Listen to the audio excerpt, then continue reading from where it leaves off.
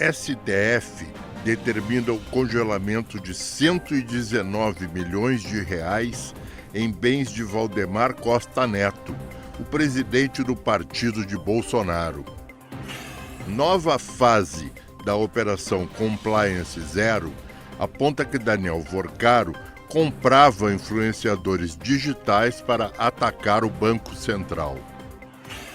Ministério Público cobra indenização de 120 milhões de reais da plataforma Blaze e da influenciadora Virgínia Fonseca por retenção de saques e propaganda enganosa de ganho garantido. Governador carioca de São Paulo, Tarcísio de Freitas, ataca Marina Silva e Simone Tebet porque elas não são paulistas. Enquanto isso, reportagem mostra mais de 20 viaturas da polícia técnico-científica estacionadas sem uso no pátio da corporação em São Paulo. Uma nova frente fria avança pelo sul do país nesta sexta-feira e deve trazer temporais isolados. TVT News, segunda edição, começa agora.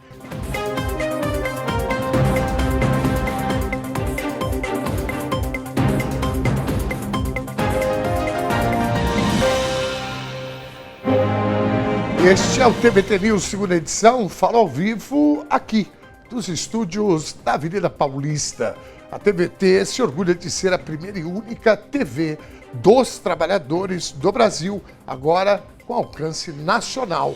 Somos uma concessão pública e uma TV de verdade, trazendo jornalismo com análise, entrevistas exclusivas e sempre da perspectiva de quem constrói o país, ou seja, você. Se você tem uma antena parabólica digital, já pode assistir a TVT com imagem e som em altíssima qualidade e totalmente gratuita. Sintonize pelo canal 555 por todo o Brasil.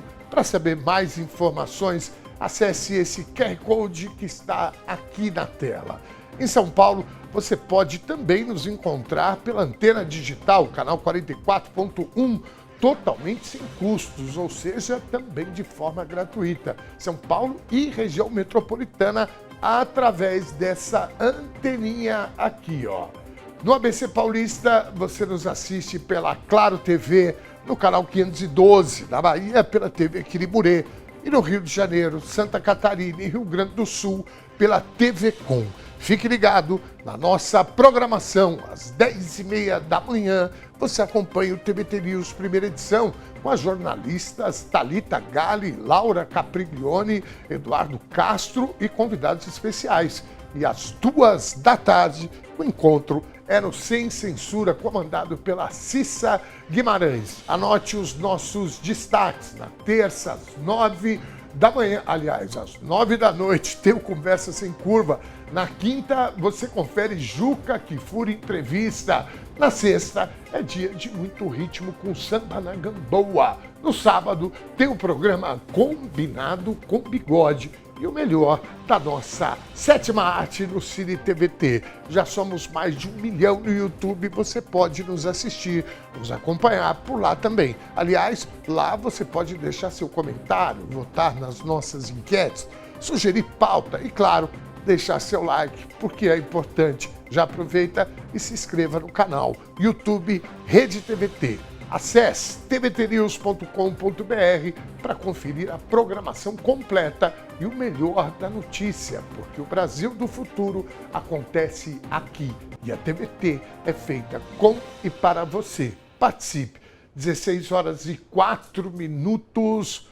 Não fosse por uma parcela de seus seguidores, cujo comportamento cada vez mais se assemelha ao de adeptos de seitas, onde o líder é tratado como infalível, a crítica é rejeitada e a realidade passa a ser moldada para confirmar as crenças do próprio grupo.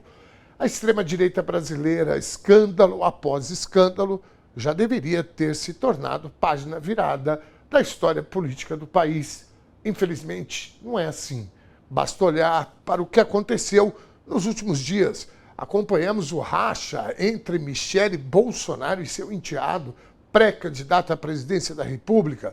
Vimos novas revelações sobre as negociações com Daniel Vorcaro, que reforçam as evidências da proximidade entre o ex-banqueiro e lideranças da extrema-direita e também do Centrão. Teve a viagem de Flávio Bolsonaro aos Estados Unidos, onde, na tentativa de limpar a própria imagem, acabou se lambuzando ainda mais com o desgaste provocado por sua cruzada internacional contra o Estado brasileiro e o próprio povo. E agora, a Polícia Federal aponta o presidente do PL, Valdemar Costa Neto, como suspeito de controlar clandestinamente 119 milhões de reais em emendas parlamentares por meio de um esquema operado dentro da própria Câmara dos Deputados. Uma sequência como essa produziria em qualquer pessoa dotada de honestidade intelectual e dos mais elementares valores republicanos autocrítica, reflexão e, quem sabe, uma revisão das próprias convicções, mas nem mesmo uma sucessão de escândalos como a que assistimos parece capaz de produzir esse movimento em muitos eleitores da direita e da extrema-direita. O que se observa na maior parte dos casos é justamente o contrário: a rigidez moral, a recusa aos fatos e a necessidade permanente de ajustar os fatos às próprias crenças. Temos diante de nós um movimento em que o sentimento de pertencimento deixa de ser um caminho para a construção de uma sociedade melhor e passa a funcionar como um casulo que isola seus membros da realidade. Na democracia, a oposição é necessária. O que a democracia não pode naturalizar é a substituição dos fatos por dogmas, porque quando isso acontece, o debate público deixa de ser uma disputa de ideias e passa a assumir a lógica da devoção. Na edição de hoje, nós vamos analisar os principais fatos políticos dessa semana, mas antes, nós queremos a sua opinião. A política brasileira está sob ameaça quando a fé política e os dogmas passam a substituir os fatos? Sim ou não? Vote pelo YouTube, você já sabe, quem está por aí no YouTube, é muito simples, é só descer ali na caixinha de comentários que você vai achar a nossa enquete do dia. Você que está pela TV, é muito simples também, você pode acessar o nosso YouTube através do teu celular ou pelo teu computador. YouTube, põe lá no YouTube e procura lá, TVT. E você já vai achar a nossa transmissão de hoje, assim como todas as transmissões, todas as edições do TVT News, primeira edição, a segunda edição, o Juca Kfouri, o Conversa Sem Curva, tem muita coisa no nosso canal. Combinado? Se você preferir, você pode abrir a câmera do teu celular, mirar para esse QR Code e você já vai direto para a nossa página do YouTube. Como eu falei, lá você pode, inclusive, deixar seu voto e o seu comentário, além do seu like, que é importante. Uma organização criminosa chefiada por Daniel Vorcaro, ex-dono do Banco Master, pagava influenciadores digitais para atacar o Banco Central nas redes sociais. As ofertas de pagamento chegavam a 2 milhões de reais. A informação consta na decisão do ministro André Mendonça, do Supremo Tribunal Federal, que deflagrou mais uma fase da Operação Compliance Zero.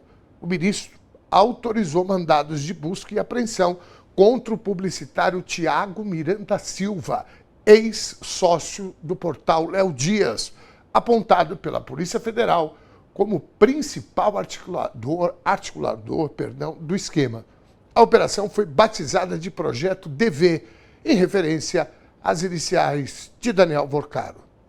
Segundo a Polícia Federal, o grupo procurava influenciadores e jornalistas com propostas de contrato. O objetivo era claro: publicar conteúdos favoráveis ao Banco Master e questionar a liquidação da instituição pelo Banco Central.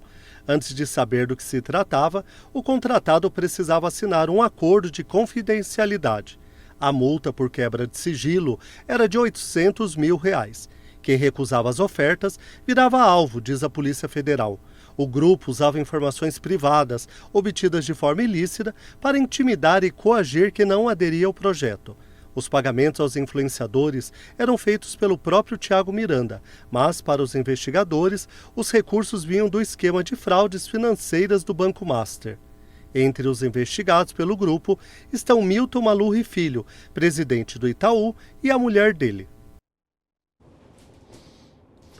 O ministro André Mendonça afirmou que a representação da Polícia Federal não se ampara em meras conjecturas, mas em um conjunto de mensagens eletrônicas, documentos, metadados, vínculos societários e outros elementos reunidos ao longo da investigação. O magistrado também destacou que a rapidez na adoção das medidas era necessária diante do risco de ocultação ou destruição de provas digitais e documentais. Bom, a gente vai puxando um fio.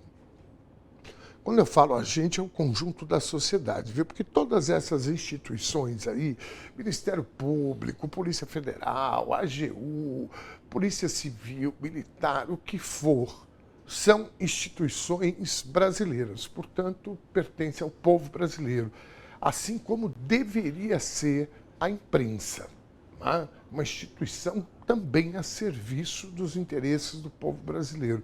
Então, quando eu falo nós, eu estou falando desse conjunto que a gente vai revelando e trazendo para a sua reflexão e conhecimento como é que funcionam as coisas hoje em dia.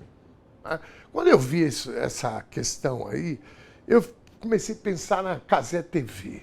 Não sei se vocês assistiram parte da Copa ou a Copa inteira, ou estão assistindo pela Cazé TV. Enquanto o Brasil estava na competição, e mesmo antes de começar a Copa, a Cazé TV estava a serviço do Neymar. E quando a gente fala Neymar, nós não estamos falando daquele jogador de futebol simplesmente. Nós estamos falando de um grande esquema, empresarial. Uma empresa que é a marca Neymar, que dá muito lucro e tem suas estratégias também de marketing. Então, quando você vê essas coisas assim, você fala, gente, deixa eu dar uma olhadinha com mais calma. Se precisar, pega uma lupa, para a gente poder entender hoje em dia, com essa coisa de fake news, essa coisa de manipulação da opinião pública através das redes sociais, você vê uma quantidade de bobagem, de mentiras, de manipulação mesmo, porque às vezes tem cara que faz um negócio assim que é como se fosse um trote. Lembra aquela época que a gente fazia trote? A gente ligava e falava assim, escuta, tem um Fusca verde aí na frente da sua casa, você poderia ver para mim? A pessoa, pois não, voltava, falei, não tem não. Falei, então acho que ele amadureceu. Lembra disso, Batatinha? Aquelas brincadeiras, né? Que era trote, né? A gente ficava pelo telefone. Agora tem umas pessoas que fazem vídeos como se fosse notícia e etc. Então, essa é uma prateleira. Agora tem a prateleira dos caras, as empresas que trabalham como esse cara aí, recebe um montão de dinheiro para desqualificar uma instituição, nesse caso, seríssima, que é o Banco Central desse país. É surreal, mas essa é a verdade. Então, eu estou dando um aviso para você aí de casa, né? Você que está aí nos assistindo, duvide sempre do que você está assistindo ou lendo, porque hoje o mundo é esse. Tá? Muitas vezes eu vejo, essa é a minha opinião, viu, gente, em relação ao Neymar, para mim essa onda Neymar que aconteceu, agora saiu um termo aí que é o Ney sexual, né, que são os homens vidrados do Neymar, né, saiu esse termo agora, então está rodando aí na internet. Mas desde quando eu vejo esse tipo de coisa, eu falo, não, isso não é orgânico. Porque isso vai contaminando, o cara vai te dando uma opinião, jogando, olha, porque o Neymar fez isso, o Neymar é aquilo, o menino Ney, né? Aí posta a foto dele com os filhos e etc. É uma campanha, não é orgânico isso. Então, muito cuidado com o que vocês vão pegando na internet. Sobretudo no WhatsApp. Cuidado para não ser chamado como tia ou tio do Zap ou do churrasco. Então, esse esquema aí revela uma coisa que a gente já sabe, que isso ainda não está digerido pela sociedade. As pessoas, infelizmente, não têm essa consciência. Às vezes eu vejo pessoas discutindo coisas, eu falei, mas de onde você tirou essa imagem?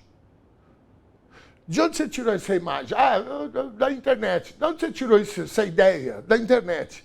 Mas quem? Ah, não sei, eu vi na internet. Então, assim, muito cuidado. Aliás, esse ano é um ano eleitoral que vocês sabem que as fake news rodam com força. Tem gente que está, né, até hoje, esses aí que estão tomando detergente, que são os mesmos que acreditaram na mamadeira de piroca lá atrás. 16 horas e 15 minutos, o Ministério Público do Distrito Federal apresentou uma ação civil pública contra a influenciadora Virgínia Fonseca e a plataforma de apostas Blazer. A promotoria aponta indícios de práticas abusivas, retenção de valores e imposição de metas inatingíveis aos usuários. A investigação começou após denúncias de consumidores sobre contas bloqueadas e dificuldades para realizar saques, além de um relatório com mais de 42 mil reclamações contra a empresa. A ação pede que a Blazer e a influenciadora sejam condenadas a pagar uma indenização por danos morais coletivos de, no mínimo, 120 milhões de reais. O órgão também exige a retirada de propagandas que prometam ganhos garantidos ou sugiram renda extra com jogos, afirmando que a plataforma usou celebridades para atrair pessoas em vulnerabilidade econômica. A Justiça ainda vai analisar o pedido de liminar do Ministério Público. A defesa da influenciadora Virgínia Fonseca e os representantes da Blazer ainda não se manifestaram sobre a ação. Bom, eu estava falando agora sobre isso. Né? Vocês imaginem só, isso aí que vocês estão vendo é uma personagem construída nas redes sociais, né, que foi criando autoridade dentro da cabeça de muita gente. Essa mulher tem milhões e milhões de seguidores. Até chegar a ponto dela virar e falar, joguem otários, e as pessoas jogarem.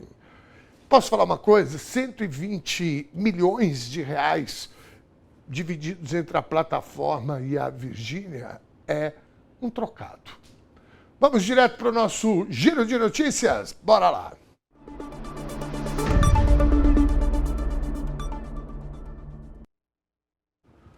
Para comentar algumas das principais notícias do dia, convido agora o nosso querido Mister jornalista Valério Campos. Boa tarde, Mister Valério. Eu estava falando aqui agora há pouco, não sei se você estava acompanhando, sobre essa questão de tudo que as pessoas olham na internet hoje, precisam colocar lupa e muito cuidado com manipulações. E aí aparece essa matéria da Virgínia, né, que fez com que muita gente apostasse e perdesse muito dinheiro. Bundão não tá para nós mais não, né, ô Valério? Nós somos aqui resistência, né? Nós estamos aqui na televisão o tempo todo, né, desmentindo fake news, manipulações. Abraço, meu querido, seja muito bem-vindo. Obrigado, Ernesto. Boa tarde a você, boa tarde à nossa valorosa audiência. Ernesto, enquanto estou aqui assistindo o noticiário, enquanto está rolando aí, eu estava pensando aqui, a gente que acompanhou, a gente já era adulto, já era veterano, inclusive, quando a internet começou a virar o que ela é hoje, e a gente tinha uma expectativa muito positiva, muito favorável, né, de que estaria sendo criada a Biblioteca Universal, né, a Biblioteca de Alexandria, né, do século XX, XXI, todo conhecimento acumulado ao alcance de todo mundo. Existe isso, felizmente, tem esse componente, mas tem um outro que eu acho que a gente não imaginava há 20 anos, 15 anos, que é esse da disseminação de mentiras, de golpes, de trapaças, e nesse caso específico de bets, a gente tem visto, né, gente indo à falência. Eu lembro que antigamente, lá no século XX, lá atrás, se falava assim, toda família tinha alguém, tinha um avô, um bisavô, que perdeu a fazenda, perdeu o apartamento no jogo, no turf, né? Enfim. E hoje as pessoas estão perdendo o que não tem, né, os seus parcos vencimentos nas bets. Mas enfim, Ernesto, queria aproveitar também esse gancho para explorar o termo polêmico. Pessoas polêmicas, figuras polêmicas.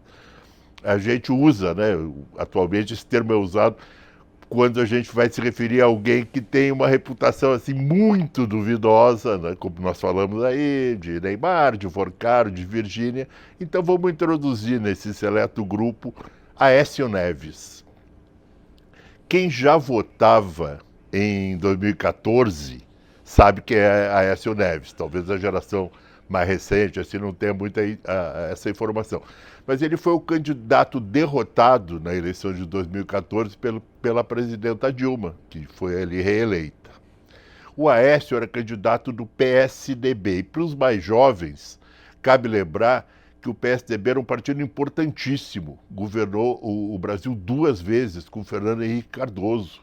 E tinha quadros da maior relevância, como Franco Montoro, como Mário Covas. Mas, para azar deles e de quem os acompanhava e tal, esse é um partido que a gente pode dizer que foi dizimado pelo aventureiro João Dória, que se lançou candidato a prefeito aqui em São Paulo, de uma maneira que até hoje não se consegue explicar muito bem. Ele venceu Fernando Haddad na disputa para a prefeitura de São Paulo no primeiro turno. Só que não ficou na prefeitura, logo depois saiu, tentou ser governador, enfim, se meteu em outras aventuras e hoje, como consequência disso, o PSDB é um partido pequeno, que tem apenas 18 deputados federais, governa apenas um estado, que é o Mato Grosso do Sul, e nenhuma capital. Por que a gente está lembrando disso e falando de Aécio Neves? É que o Aécio, que agora é deputado federal, ele acaba de anunciar que não é mais candidato à presidência da República. O nome dele aparecia nas pesquisas, naquela faixa de 1% das intenções de voto. Mas, sinceramente, alguém sabia que o Aécio Neves era candidato a presidente da República agora, em 2026? Acho que pouca gente. E eu, pensando nisso, aqui, conversando contigo aqui sobre isso, me ocorre o seguinte: é como se fosse a Viúva Porcina, que é um personagem clássico, né, da novela Roque Santeiro, uma novela importante de Dias Gomes, que foi censurada na ditadura, só pôde ir ao ar anos depois. Um dos personagens principais era a Viúva Porcina, de quem se dizia a que foi sem nunca ter sido, porque na verdade ela não era viúva do Roque Santeiro, porque o Roque Santeiro não tinha morrido. Enfim, isso me lembra Aécio Neves, o candidato a presidente que foi sem nunca ter sido. Ernesto.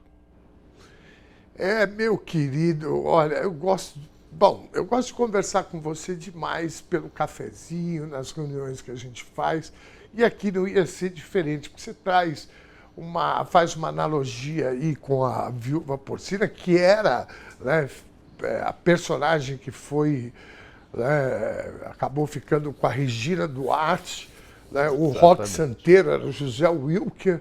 Eu assisti demais essa novela, aliás, uma das melhores novelas, né? Para mim, uma das últimas que eu realmente... Agora, falando do Aécio Neves, né, o Valério, esse é um sujeito que eu acho que a democracia adquiriu um desprezo por essa figura, porque foi ele que deu o pontapé inicial ao processo do golpe em cima da presidenta Dilma. Ele foi derrotado por, né, poucos, né, um percentual muito pequeno da diferença de votos, já estava, inclusive, cantando vitória. Né? Tem uma imagem dele que você conhece tanto quanto eu, que eles estão na casa do Luciano Huck, né? E eles estão ali comemorando quando, de repente, abrem as urnas, né, de algum canto do Brasil que tem um pouco mais de diferença para a presidenta Dilma, na época, né, candidata à reeleição, e aí se revela que ela foi eleita. O que ele disse na época, eu quero lembrar os nossos telespectadores e internautas, ele disse que, primeiro, que ela não ganharia, se ganhasse não tomaria posse, se tomasse posse, não iria governar. E foi o que ele fez, ele se uniu ao que existia e ainda existe de pior. Inclusive, agora está até difícil da gente, né, qualificar o que é pior, o que é melhor aí na política, né, ou menos pior. Mas se uniu ao Eduardo Cunha, que era aquele, né, senhor, né, do centrão, das maracutaias, e numa articulação muito, né, asquerosa, né, inclusive com o vice-presidente à época, o Michel Temer, eles conseguiram realmente promover um golpe de Estado que nos trouxe, né, aos 4, ou melhor, 6 piores anos da história contemporânea desse país, que foram 2 anos do Michel Temer e os 4 de Jair Bolsonaro. Hoje a gente está vendo aí gente ainda tomando detergente, pessoas que foram contra a vacina, pessoas que foram para cima dos poderes desse país para derrubar a República, e tudo isso partiu desse senhor aí, que é neto do Tancredo Neves, né? Ele é sobrinho neto, né? Se não me engano. Eu acho que é esse parentesco. Ele foi governador de Minas, né? E foi uma gestão também catastrófica, né? Onde houve inúmeras denúncias de que a irmã dele, Andréa Neves, é que realmente administrava. Porque ele, na verdade, vamos ser justos com o Aécio Neves, ele tem um bom gosto, era um sujeito de bom gosto. Nada contra Minas, um estado belíssimo que nós adoramos, mas ele não tinha muito o costume de permanecer em Belo Horizonte, né? Ele ficava no Leblon, 90% do tempo ele estava no Leblon, a irmã lá em Minas, tocando, caçando, perseguindo os adversários, enfim. Uma figura realmente polêmica seria um elogio, né, Nessa? Um golpista de primeira hora, né? Muito bem lembrado, viu? Eu tinha me esquecido disso. Ele era garoto da Zona Sul carioca, enquanto governador do estado. E a irmã dele também se enrolou toda aí com a justiça, né? Porque também eles tinham uma prática, inclusive, de subornar, fazer relações, né, promíscuas com parte da imprensa. Bom, eles eu acho que... caçavam. Desculpa, Renato. Eles caçavam jornalistas, assim que nem o Vorcaro, a máfia, né? A máfia do Vorcaro. Esse método. Jornalistas que criticavam, eles exigiam demissões, uma gente da pior espécie, realmente. Esse é o método. Bom, vai tarde, mas segundo ele, a eleição do PSDB vai ser 2030. Eu acho que se o PSDB conseguisse se livrar dele, talvez poderia até voltar para o jogo, né? Porque tanto ele como Dória, mais uns outros tucanos aí, né? E isso você falou bem e é absoluta verdade. O PSDB que teve um papel importante na redemocratização desse país, com contribuições intelectuais de Fernando Henrique, do próprio Serra, Mário Covas, Zé Aníbal, né? Tinha uma turma boa aí, né, que foi tomada, né, por esse grupo, né? Uma vez usaram uma expressão, né, esse grupo meio pancado aí da política, que infelizmente foi isso que aconteceu, e a história não perdoa traidores. Vamos em frente, Mr. Valério, querido. Vamos falar de mais uma figura polêmica, Nessa, se você me permite. Vamos falar de Romário. Romário. Hoje é sexta-feira e você que comanda aí, viu? Manda ver. Vamos embora. Vamos falar do senador Romário. Chamou bastante atenção durante a Copa a participação do Romário como comentarista da Cazé TV. O Romário, de quem já disseram, né, que calado é um poeta. Talvez muita gente tenha até esquecido disso, porque o Romário está sempre no futebol e tal, mas ele é senador, eleito, cumprindo o mandato. Lá atrás, ele chegou a ensaiar apoio aos governos progressistas. Mas desde 2021, ele é correligionário de Jair Bolsonaro do famigerado PL. O problema é que, para trabalhar na televisão, o Romário naturalmente, ele foi para os Estados Unidos, se ausentou de Brasília, mas ele não se licenciou, ou seja, continuou recebendo seus salários. O problema do Romário agora é que no Rio de Janeiro, a 4ª Vara Cível da Barra da Tijuca resolveu bloquear os cachês dele como parte de uma ação de cumprimento de uma sentença relacionada a uma dívida de mais de 32 milhões de reais. É uma ação movida pela empresa Concretize Projetos e Obras Limitada, que já tem mais de 20 anos e é sobre o fechamento de um bar chamado Café 11 Bar, do qual o Romário era sócio. Era sócio, deixou de ser, ficou lá a dívida, a parte dele na dívida, que seria essa aí de mais de 30 milhões, ele não pagou e o negócio está rolando. Não se sabe quanto o Romário ganhou agora na Cazé TV. E ele, inclusive, acaba de anunciar, agora no início da tarde, ele anunciou que vai recorrer à justiça contra esse bloqueio. Quer dizer, é uma confusão atrás da outra. Olha a situação aí do baixinho, Ernesto. Olha, eu vou falar uma coisa, viu? Eu tenho certa dificuldade de compreender esse estilo de vida do Romário, mas se a gente for pensar, eu tenho uma tese que o futebol brasileiro começou a despencar e diminuir a sua possibilidade de se desenvolver como os países, os clubes da Europa e os países da Europa estavam se desenvolvendo por culpa, inclusive, da forma que o Romário tratou a seleção brasileira, né? E nós tivemos uma situação que o treinador não queria convocá-lo, fizeram uma pressão enorme. Aí ele veio jogar o último jogo da eliminatória e fez 2 gols contra o Uruguai. A partir dali, ele se torna o dono da seleção. E esse formato de relação entre jogadores, empresários e os diversos interesses, né, que... Espera só um pouquinho, que aí como é que ela chama aqui? A moça, a Siri, ela está querendo participar da nossa conversa. Nossa conversa está tão boa que ela está querendo participar da conversa. Seja bem-vindo.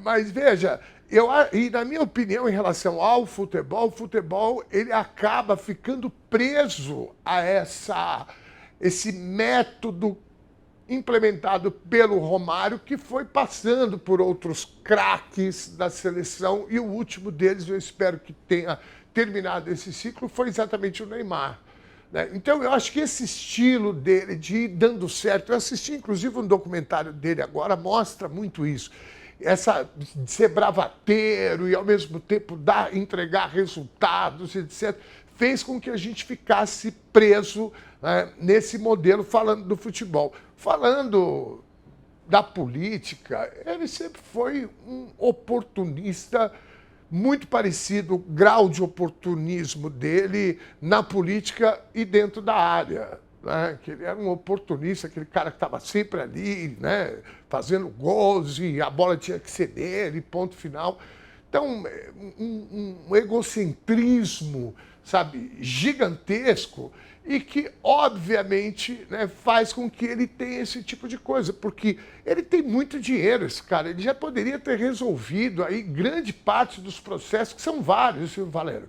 Ele tem processo, por exemplo, de falta de pagamento de condomínio, né? E aí o apartamento, uma cobertura também na Zona Sul do Rio, vai para leilão, sabe? É um horror. Aí tem outros processos, e sempre com essa marra, né? E eu espero, Valério, que a gente conversa muito sobre isso, né? Que a gente passe, o Brasil deixe para trás, tanto no futebol como na política, né, esse tipo de comportamento, de mentalidade atrasadíssima, né, para não falar, né, péssimo caráter e exemplo.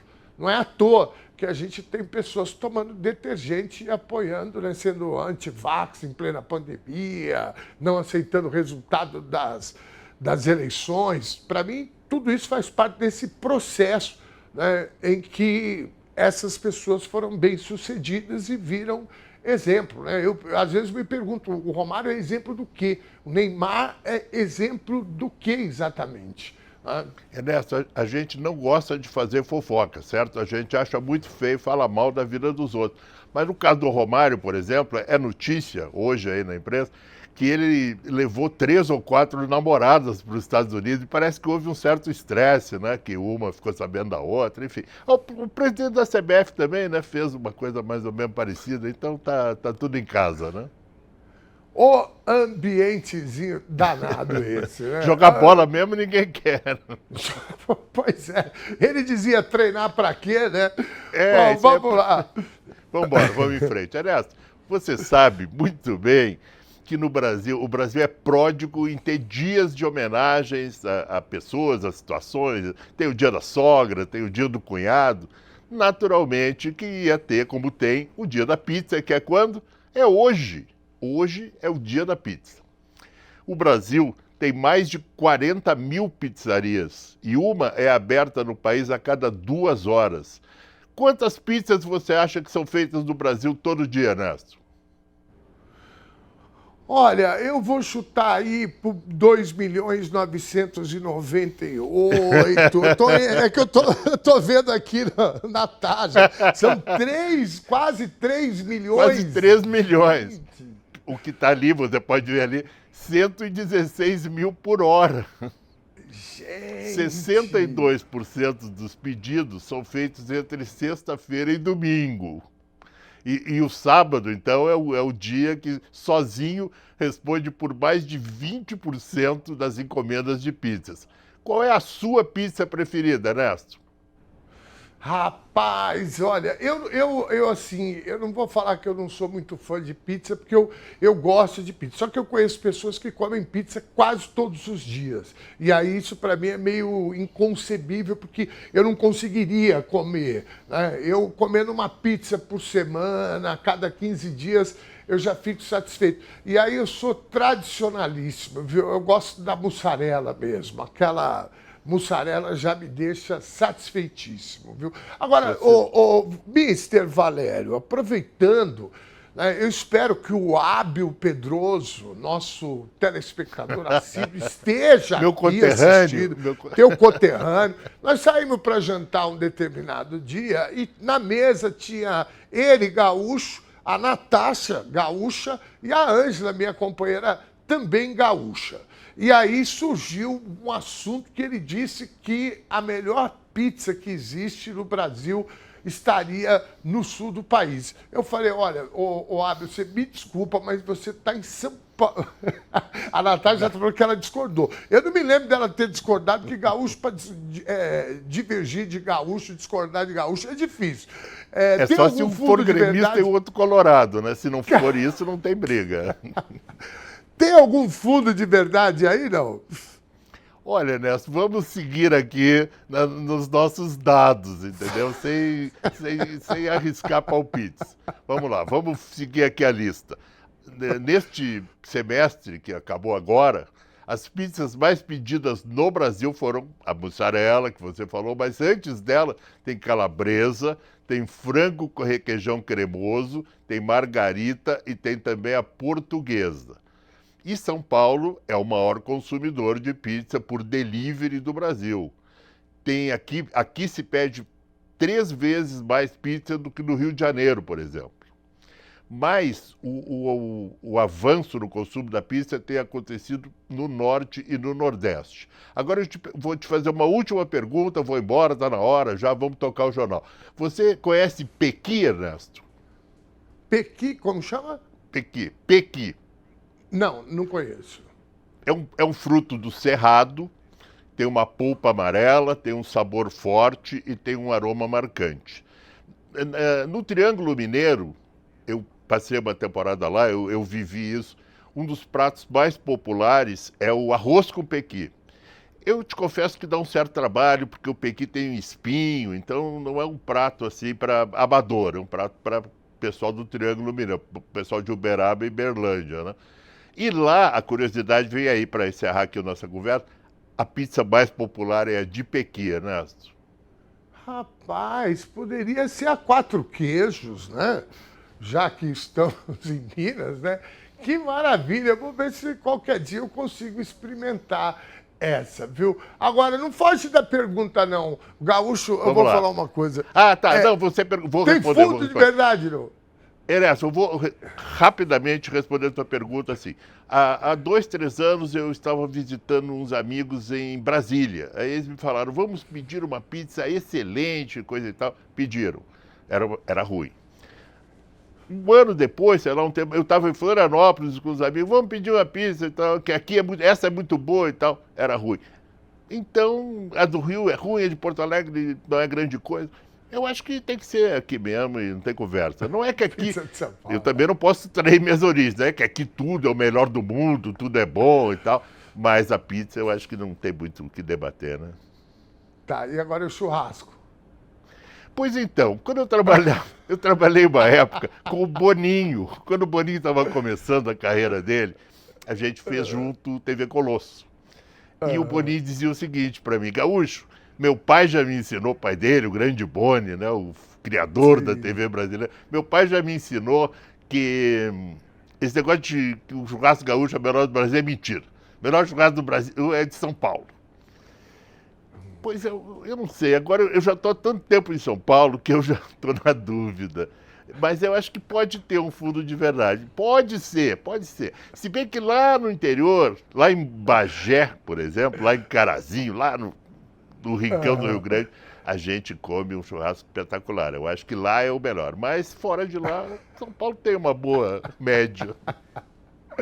Olha, já quero te avisar que a Associação dos Defensores das Tradições Gaúchas já me sopraram aqui que vão caçar o teu alvará de gaúcho. Excelente final de semana, Valério! Para você Abraço, também, meu para querido. todo mundo.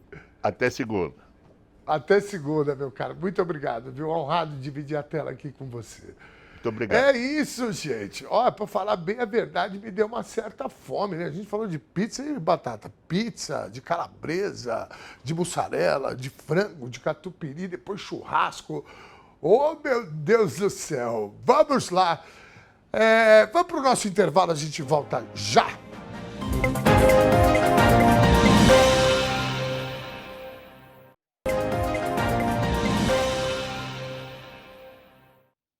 Este é o TVT News, segunda edição, no ar de segunda a sexta, às 4h, ao vivo. Bom, vamos dar uma olhadinha nos nossos comentários, né? Porque a gente hoje não falou com a nossa audiência. E eu fico chateado quando eu como essa bola, viu? Boa tarde, Aécio é uma pessoa desprezível que originou todo o processo de impeachment. Tá aí a Maria Silva. Tirou daqui, Maria Silva. É exatamente o que eu penso, né? Cheguei até a falar no comentário aqui. Beijo grande. Romário é café com leite, mas o salário é de gente grande, diz a Adriana. Boa, Adriana. Na política ele é café com leite, ele fica lá. Oh, tá. Às vezes eu fico me pensando como é que as pessoas conseguem votar nesse, né, esse tipo de gente. Às vezes eu acho que as pessoas pensam que a política é uma brincadeira, né?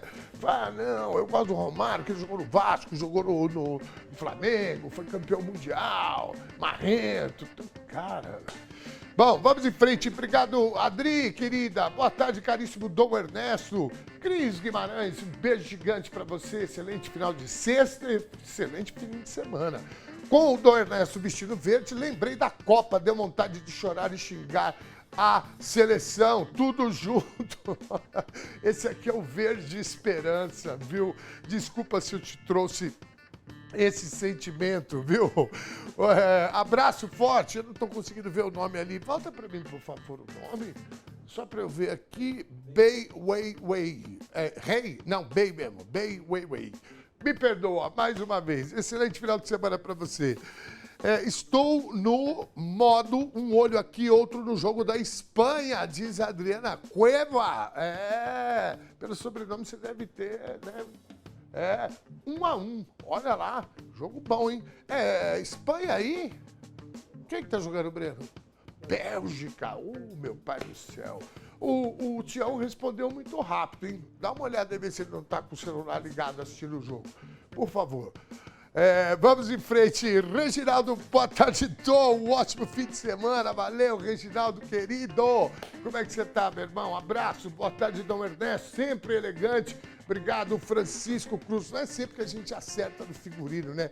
Pelo menos na cor, né? A nossa querida colega aí estava reclamando que o verde fez ela lembrar a seleção. Então, vou falar, viu? Desculpa mesmo. Valeu, Francisco, querido. Abraço forte. Valdemar da Costa Neto, presidente do Partido Liberal, é investigado pela Polícia Federal por suposto desvio de 119 milhões em emendas. A gente deu a notícia aqui, rapaz. Carlos Prati, abraço pra você, meu irmão. Muitíssimo obrigado por estar sempre aqui com a gente, viu? E estamos afinados com a pauta aí, né? 16 horas e 46 minutos. Boa tarde, Dom Queridão e coleguinhas do chat. Beijos. Ângela Mello, querida, quando ela manda boa tarde, porque ela está no Brasil. Beijo, viu, Ângela? Obrigado, querida. 16 e 46. Dom, será que tudo vai acabar em pizza? Daniel Marques, a gente acabou de falar de pizza aqui, mas eu acho que nada vai ficar nesse lugar aí. Eu tô mais com a presidenta Dilma. Não vai sobrar pedra sobre pedra. Vocês lembram? A presidenta Dilma falou isso. Tá? Os que me acusam hoje pagarão com as suas responsabilidades. Hoje a gente tem dois ex-presidentes na cadeia domiciliar, tá tudo certo. Nós temos generais do Exército, nós temos delegado da Polícia Federal, né? Então, e mais um montão de gente, mais um monte que fugiu. Então, pizza, Daniel, querido, eu acho que já não dá mais para dizer que vai acabar em pizza, porque já não acabou. E eu acho que vem mais coisa aí. O Vorcarão tá aí, ó, né? Doido para fazer uma caguetagem, como dizia na época do colégio. Né? Vamos em frente. Abraço, boa tarde, companheiros progressistas, diz a Carolina. Boa tarde para você, Carol. Obrigado por estar aqui com a gente. 16h48. A terra do piqui é Goiás. Minas Gerais fica em segundo lugar, diz o Manuel João. Muito bem. Cara, eu não conheço o piqui. Você conhece, Batata? É mesmo? Eu não conheço, cara. Poxa, depois vamos ver se alguém puder mandar um piqui aqui para a gente saborear. Né? Diz que dá muito trabalho, tem espinhos, né? Vamos lá. Obrigado, Manuel, querido. Forte abraço, meu irmão. 16h48 ainda. Adoro pizza, diz o Francisco Cruz. Rapaz, sexta-feira, eu acho que hoje eu vou acabar pedindo uma pizza, viu? Não, de verdade, a gente tá falando tanto de pizza, né? Já tá dando aquele cheirinho de pizza. Vamos em frente. Valeu, Francisco. Daqui a pouquinho a gente volta com mais interação, pode ser? Porque a nossa pauta hoje está gigante, tem convidados, daqui a pouco tem o Reinaldo Leiva aqui para falar sobre esse jogo que está acontecendo agora. O governador de São Paulo, Tarcísio de Freitas, criticou as pré-candidaturas de Simone Tebet, do PSB, e Marina Silva, da Rede, ao Senado pelo Estado de São Paulo. Em evento no interior paulista, ele afirmou que as duas não começaram a fazer política em São Paulo. Sério que ele falou isso mesmo? E construíram suas trajetórias em Mato Grosso do Sul e no Acre. Tarcísio de Freitas nasceu no Rio de Janeiro, foi criado em Brasília e mudou o domicílio eleitoral para São Paulo antes de disputar o governo paulista em 2022. Com todo respeito às duas candidatas ao Senado dos outros partidos, elas não começaram a fazer política em São Paulo, não elegeram esse Estado para servir. Onde? Qual que é o seu local de votação, por curiosidade? É um colégio. Sabe o bairro, assim, só pra gente saber qual é o colégio? Agora... Fugiu a cabeça, Fugiu né? a Mas cabeça. aí... Gente... Agora, eu preciso fazer uma reclamação aí, viu? Foram colocar a camisa do Flamengo aí no telão, gente? Pelo amor de Deus, tem a dó da apresentadora aqui, né? Isso é um constrangimento para a nação rubro-negra. Agora, gente,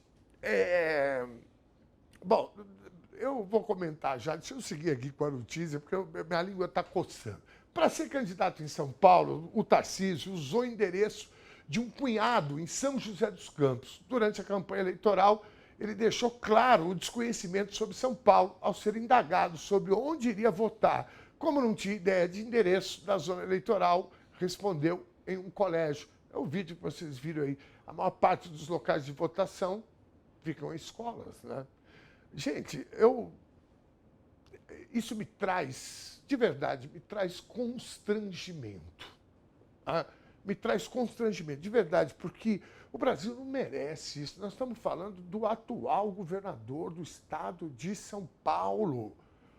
Sabe, é um horror. Sabe, nós não estamos falando do vereador sabe, Pindamonhangaba, com todo respeito a Pinda, né? Ou qualquer outro município, por aí. Nós estamos falando do governador do estado de São Paulo, que vai, eu vou tampar aqui a camisa do Flamengo, que vai concorrer à reeleição. E, segundo as pesquisas, é um candidato competitivo aí. É um horror. Como é que esse sujeito... Primeiro, como é que esse sujeito foi eleito? E, segundo, a cara de pau de fazer esse tipo de comentário em relação a Simone Tebet e a Marina Silva. Não, é um escárnio. Sabe que agora há pouco, a gente estava preparando o jornal aqui, me mostraram um vídeo que o Batata que me mostrou, né? Que o Flávio Bolsonaro, ele fala assim, olha, o presidente Lula é uma vergonha, a política externa dele está acabando com a imagem do Brasil. E a gente fica pensando, não, porque, cara, tudo bem, você é concorrente, né, adversário político, deve fazer crítica mesmo, mas peraí, tem uma outra questão, que é a realidade. Né? Então essa gente, e aí o vídeo que o Batata me mostrou, tem lá ele falando isso, e depois várias cenas do Lula no mundo inteiro sendo recebido por chefes de Estado, reuniões importantes na ONU. É surreal. Então, assim, essa gente, é triste o que eu vou falar, por isso que eu falei que eu fico constrangido por ser brasileiro, né? E a gente vê o nosso país onde chegou, né, com essa questão da política. É um horror. A gente fica constrangido porque essas pessoas tratam uma parcela do povo brasileiro como completos idiotas. Que não tem, desculpa o vocabulário aqui, gente, mas não tem outra explicação. Veja, o Tarcísio, ele nem sabia se é elementar. Aliás, até hoje eu não consigo compreender como que a Justiça Eleitoral aceitou essa jogada que ele fez, né? De pegar, porque nós não estamos falando quando você vai abrir conta no banco, aí você vai lá e fala, pô, eu não tenho endereço, eu vou pegar o endereço do meu primo que mora lá em Guaianazes e vou colocar e tal. Não se trata disso, gente. Nós estamos falando de uma regra eleitoral. Tanto é que o ex-juiz Sérgio Moro, e se vocês puderem confirmar essa informação que eu vou passar aqui, porque eu estou em dúvida, mas é quase certo que o Sérgio Moro não conseguiu justamente por não ter domicílio aqui. Mas depois, pede para conferir se vocês puderem aí, mas isso é elementar. Aí veio a esposa do Moro para ser deputada por São Paulo e foi eleita. 2022. Então, aí, o TRE impediu a candidatura do Sérgio Moro exatamente por não morar em São Paulo. E esse sujeito nunca morou em São Paulo. Então, é um horror. Ele vinha agora e fazer justamente essa crítica. Eu fico pensando, qual é a estratégia desse cabra? Será que ele não tem nenhuma outra crítica a fazer a Tebet? Ou podia falar da coerência, porque ela foi adversária. É lógico que ele iria ser massacrado, né? Do ponto de vista, né, de argumentos, se ele faz isso, mas ele poderia. Teria muito mais sentido ele virar e falar, não, porque a Tebet, né, era adversária do Lula, agora está junto, é um absurdo. Uma crítica que poderia até caber. Né? Coisa que não cabe porque ela, né, teve consciência do papel dela na eleição de 2022 e foi apoiar o presidente Lula, se tornou ministra, fez um ótimo mandato como ministro, uma ótima gestão. Né? E a Marina, então, nem se compara. Né? Isso é um nanico. que, se Deus quiser, os nossos antepassados nos ajudarem, esse cara é mais um daqueles que vai ser tratado dessa forma lá na frente. Vai falar, como é que chamava aquele governador de São Paulo, que privatizou a Sabesp, criou o Free Flow, esse pedágio, matou mais de 80 pessoas lá na Baixada Paulista, né, na região sul, lá da Baixada, litoral sul de São Paulo, Guarujá. É sobre isso que nós vamos. Aí alguém vai falar, é o Tarcísio de Freitas. Isso merece, de fato, esquecimento na história. Bom, o deputado federal Carlos Zarattini, do PT, fez um post VAR para mostrar a contradição de Tarcísio de Freitas. Vamos assistir. Com todo respeito às duas candidatas ao Senado dos outros partidos, elas não começaram a fazer política em São Paulo, não elegeram esse Estado para servir. Onde? Qual que é o seu local de votação, por curiosidade? É um colégio. Sabe o bairro? Assim, só pra gente saber qual é o colégio? Agora Fugiu a cabeça, né? Fugiu a Mas cabeça. aí... Diz aí. Você viu a cara dele respondendo? É um colégio. Ele já devia ser reprovado ali, naquele momento, cara. Depois o pessoal fala, Ernesto, por que você não vai pra política? Porque eu ia ser preso em 10 minutos, cara. Porque eu, se eu sou presidente de algum lugar e esse cara faz um candidato, manda uma mentira, prende esse cara aí. Abre o sapão. Eu queria ser apresentador de um programa bem popular que é o Alçapão. Né? Aí o cara conta uma mentira e fala, abre o alçapão aí. Vocês viram a cara dele? Roda o VT, só mais uma vez, por favor, gente. Dá uma olhada. Com todo respeito às duas candidatas ao Senado dos outros partidos, elas não começaram a fazer política em São Paulo, não elegeram esse Estado para servir. Onde? Qual que é o seu local de votação, por curiosidade? é um colégio. Sabe o bairro? Assim, só pra gente saber qual é o colégio? Agora Fugiu a cabeça, né? Fugiu a Mas cabeça. aí... Abre o alçapão, deixa o candidato cair. Eu me lembrei daqueles vídeos que o ex-secretário de Estado dele, o Derrite, secretário de Segurança Pública, que é um meganha da rota, é candidato também aí. É por isso que ele está fazendo crítica às duas senadoras, porque elas estão dando uma surra no Derrite, né, que é o indicado dele aí, que era o secretário de Estado dele de Segurança Pública, que é o meganha da rota. E esse cara ficou famoso gravando abordagens, sobretudo a garotada preta periférica desse estado aqui. Né? E aí ele ficava intimando os caras mentindo. Os caras respondiam com essa mesma expressão aí. Né? Onde você mora? Já tem passagem? Não, eu não sei. Olha, eu vou falar uma coisa para você, cara. Parabéns. Quem foi o deputado aí que estava? O Zarattini, né? Parabéns aí, viu? Aliás, a esquerda e o campo progressista, mais ainda, o campo democrático desse país, precisa saber dominar essa linguagem da internet, viu, gente? De verdade, precisa, porque isso daí é muito bom, cara. Né? Mostra, né, o fato como ele é mesmo, a expressão do governador. Vamos em frente. Ainda com enfoque nas ações do governo estadual, mais de 20 viaturas da Polícia Técnico-Científica de São Paulo permanecem estacionadas há mais de um mês no pátio da sede da corporação, no bairro do Butantã.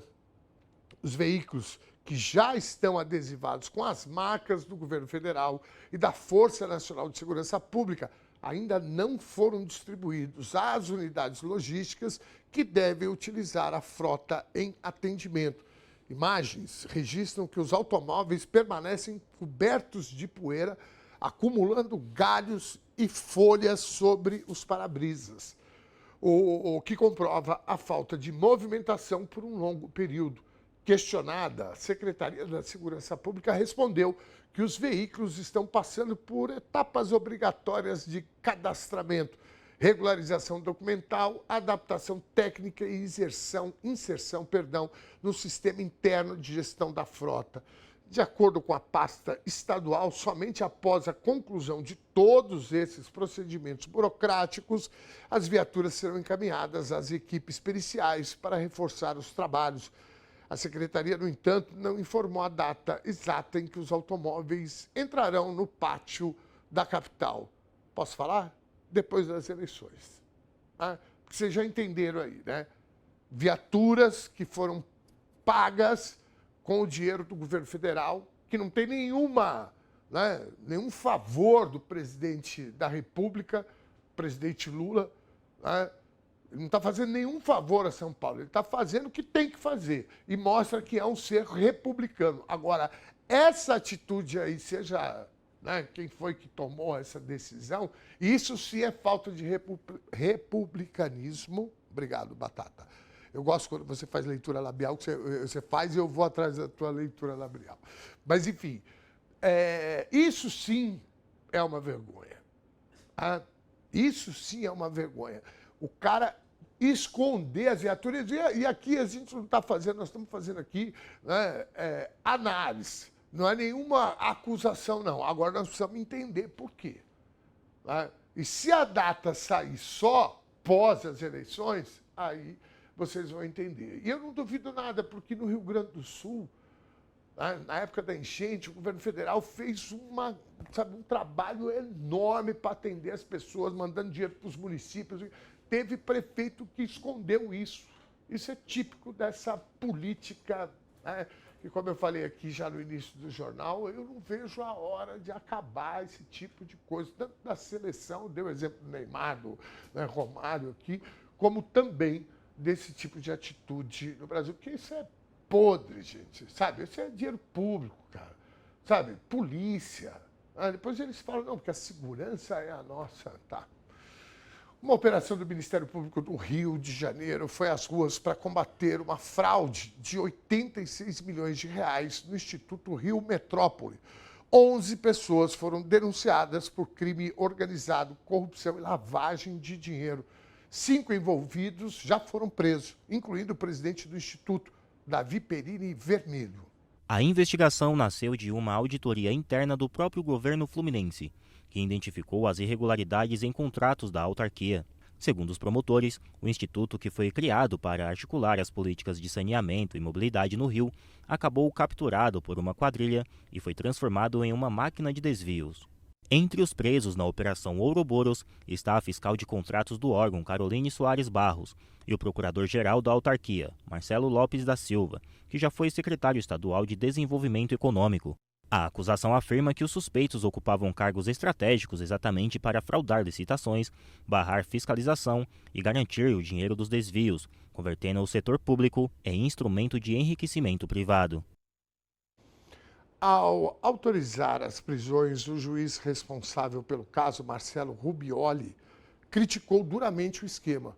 Ele afirmou que o estado do Rio de Janeiro chegou ao fundo do poço e descobriu que ainda havia uma caixa de gordura. Olha, eu vou falar uma coisa para vocês, hein, gente. Eu vou, com o risco de vocês me chamarem de chato, mas eu vou ter que falar isso de novo. O principal responsável pelo Rio de Janeiro estar nessa situação se chama Flávio Bolsonaro. Foi ele que elegeu na esteira do bolsonarismo, aquela histeria que a gente vivia em 2018, ele que pegou o Witzel, juiz de direito, lavajatista, cheio de ser justiceiro, enfiou embaixo do braço esquerdo, no braço direito, Cláudio Castro, e elegeu esses dois, governador e vice-governador do Rio de Janeiro em 2018. O que aconteceu? A justiça cassou o Luiz Witzel, é Luiz, né? Witzel, e o outro assumiu, o Cláudio Castro assumiu o governo porque era vice.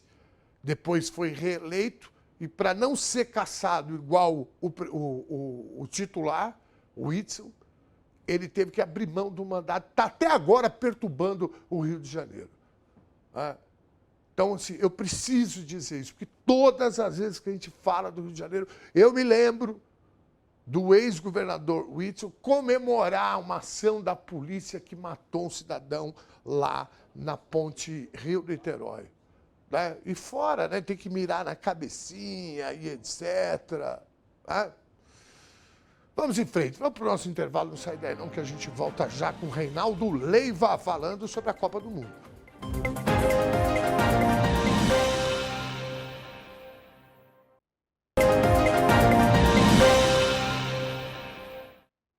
Este é o TVT News, segunda edição, no ar de segunda a sexta, às 4 da tarde, ao vivo.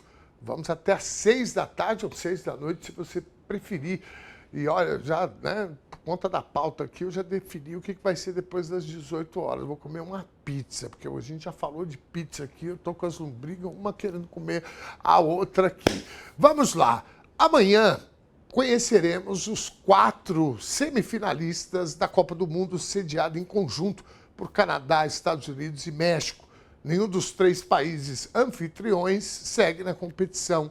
A seleção da França, considerada favorita, já assegurou a sua classificação após vencer Marrocos ontem.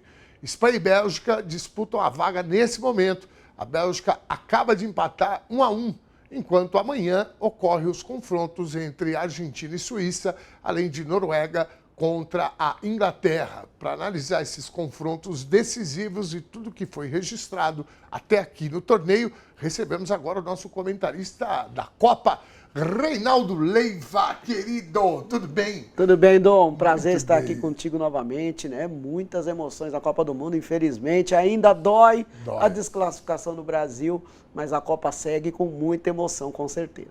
Muito bem. Ontem nós tivemos, eu assisti esse jogo. Também assisti. Eu achei que Marrocos ia dar trabalho, deu um certo trabalhinho, para dizer a verdade, mas o que joga esse time da França é impressionante.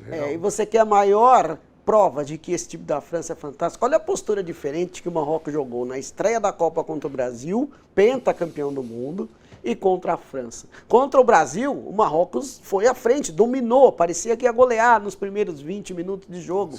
Né? Contra a França, não, uma equipe fechada, atrás da linha da bola, explorando os contra-ataques. Essa é a diferença hoje desse time francês, que realmente, não só na parte coletiva, mas individual, é fantástico. O primeiro tempo, o Marrocos conseguiu fechar, e aí o Mbappé perdeu um pênalti, né?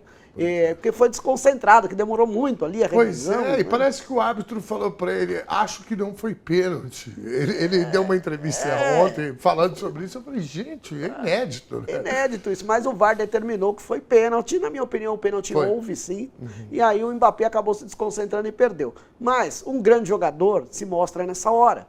Quando num jogo decisivo você perde um pênalti, ele veio para o segundo tempo e jogou o que sabe, fez um gol que só jogadores com a qualidade que ele tem, um tapa na bola tirando do goleiro, marcado, se você perceber, ele tinha um jogador bem à frente dele, ele conseguiu fazer com que essa bola fizesse a curva. E a partir daí a França deslanchou, né, e fez um placar até pequeno pelo que jogou. Realmente eu senti que tirou o pé um pouco, o próprio Mbappé saiu e tal. Tirou, né? Mas o Marrocos também não atacou tanto, né, não agrediu. Eu ainda digo, a França é o melhor time disparado dessa Copa, porém, eu não vi a sua defesa ser testada ainda, porque todas as equipes que enfrentaram a França praticamente jogaram atrás da linha da bola, né? E vamos ver se Espanha ou Bélgica, que vão passar agora, vão ter uma postura diferente na semifinal. Muito bem. Estou me surpreendendo com a Bélgica levando esse empate até agora da Espanha. A Bélgica melhorou muito, né? Eu assisti agora, esse primeiro tempo estava assistindo. Pra você ter uma ideia, a Espanha teve 62% de posse de bola. Teve 9 chances de gol, 9 finalizações. A Bélgica, 1. E nessa uma fez o gol, o gol de empate. A Espanha saiu na frente. A Espanha, para mim, ainda é a favorita. A Bélgica perdeu o Tielemans momentos antes do jogo, com uma contusão. Mas mesmo assim, está jogando, ela cresceu demais. Quem viu o primeiro jogo da Bélgica e está vendo hoje, parece outro time. Vai endurecer para a Espanha, mas ainda acho que a Espanha é melhor. O Lamine Yamal pela direita tem feito grandes jogadas, né? Aquele lado da França está muito bom com o Yamal e o apoio das laterais. Ele pode resolver essa parada também para a Espanha, logo, logo. Eu queria que o Ryan fizesse isso para nós, rapaz. Pois é, há uma diferença técnica, obviamente, entre o Ryan e o Yamal. Bom, Noruega e Inglaterra, amanhã, 18 horas. O que você espera desse jogo? Olha, vai ser um grande jogo, um grande jogo. De um lado, Harry Kane, maior artilheiro da história da Inglaterra, de outro, ele, o Haaland, que acabou com o Brasil, que é realmente um mestre na arte de fazer gols. Eu acho o time da Inglaterra melhor tecnicamente. Você tem o Bellingham, que é um grande jogador também, que faz gols, que dá assistência, que corre pelo time, né? Você tem uma defesa bem postada, a equipe da Noruega tem o Odegaard, que é um meia de criatividade, e o Nusa, que é o homem da velocidade pela direita, mas mesmo assim, jogador por jogador, a Inglaterra é melhor. Isso não quer dizer que vai ganhar, mas para mim é um jogo de muito equilíbrio, e aí uma das seleções europeias vai avançar para a semifinal e pode encontrar com a Argentina pelo caminho, né? Se a Argentina passar pela Suíça, que também é um jogo bem intrincado. Exatamente, que é o próximo jogo que nós vamos falar, vai ser às 22, horário de Brasília, evidentemente. Você acha que a Suíça pode complicar para a Argentina? Pode complicar. A Suíça mudou um pouco sua maneira de jogar nos últimos anos, viu, Dom? Daquela equipe que era só defesa, ferrolho, né, que foi eliminada de uma Copa do Mundo sem tomar um gol sequer. Né? Ela passou a ter uma defesa ainda sólida, como sempre, mas ter mais jogadas ofensivas. Hoje ela tem jogadores mais talentosos na frente, não é aquela equipe que só se livra da bola, não. Ela tem um contra-ataque armado, ela tem jogadas de cruzamento, então vai dar trabalho para a Argentina. A Argentina é outro caso da equipe que não pegou uma grande ainda. Ela passou por Cabo Verde, né? Passou pelo Jogos Egito, difíceis, Jordânia, né? Áustria, Jordânia. Então, a Argentina precisa ser testada. Está tomando muitos gols. A seleção da Argentina ainda não pegando as seleções das grandes prateleiras. Sim. Mas, pela aura que está e porque tem o Messi, eu acho que a Argentina passa com dificuldade. Muito bem. Bom, pode se repetir a final da última Copa? Sim, Argentina e França. Argentina e França. Foi uma das grandes finais da história das Copas. 3-3, né? 3-3 no tempo normal, né? E aí a Argentina conseguiu decidir. Eu espero que tenhamos um jogo como aquele, porque o espetáculo, para nós, é o que vale. Mas hoje é outra característica, né? Os dois times são muito parecidos, né? Da final de 2023, só que a França hoje tem mais talentos individuais. Sim. E é uma equipe mais entrosada. Eu acho essa França melhor do que a França campeã mundial em 2018, bem melhor. E pode ser equiparada à campeã de 98. 98 tinha o Zidane, né? É outro nível de jogador, mas tem vários grandes jogadores da frente. Você pega os reservas da França, seriam titulares na maioria das outras seleções, inclusive no Brasil. Sim. Inclusive no Brasil. Né? O Brasil não tem um atacante hoje como o Barcola. Então, é difícil. A França é amplamente favorita. Porém, na história das Copas e do futebol, nem sempre os favoritos ganham. Vamos lembrar da Hungria de 54, vamos lembrar do Brasil de 82, né? Vamos lembrar da Holanda de 74. Uruguai aqui, né? Ganhou da gente de 50, né? Então, o Brasil de 50, que era até melhor time que o Uruguai, não ganhou. Né? Mas a França parece que está com apetite. Só tem um detalhe sobre a França, que o pessoal do Egito, de Marrocos, perdão, Marrocos colocou até na entrevista, contei aquela polêmica que deu, né, dos jornalistas marroquinos, uma certa soberba da equipe francesa. Né, contra o Paraguai mostrou isso em várias oportunidades. Se isso realmente prevalecer, a França pode tropeçar pelo caminho. Mas o Deschamps tem toda a experiência do mundo, campeão como jogador, campeão como treinador, vai pegar o seu elenco e focar nesses jogos decisivos. Time por time, Ernesto, a França é melhor que qualquer uma dessa Copa. Vamos ver o chaveamento agora, né? Eu continuo falando com dor no coração, né?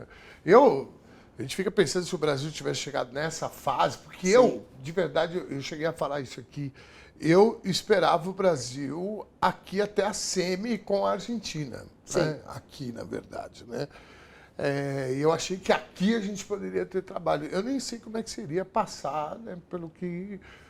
Se o Brasil tivesse passado a Noruega, ia pegar a Inglaterra agora. Também é um jogo difícil, mas o Brasil teria condições de ganhar, assim como teve condições de ganhar da Noruega. Mesmo um time desarrumado, um time com peças que não tem esse talento que o histórico do futebol brasileiro produz, mesmo assim poderia ganhar. Se faz o gol primeiro, 1-0, poderia ser completamente diferente. E teve duas chances para isso, o pênalti e o lance do Endrick, né?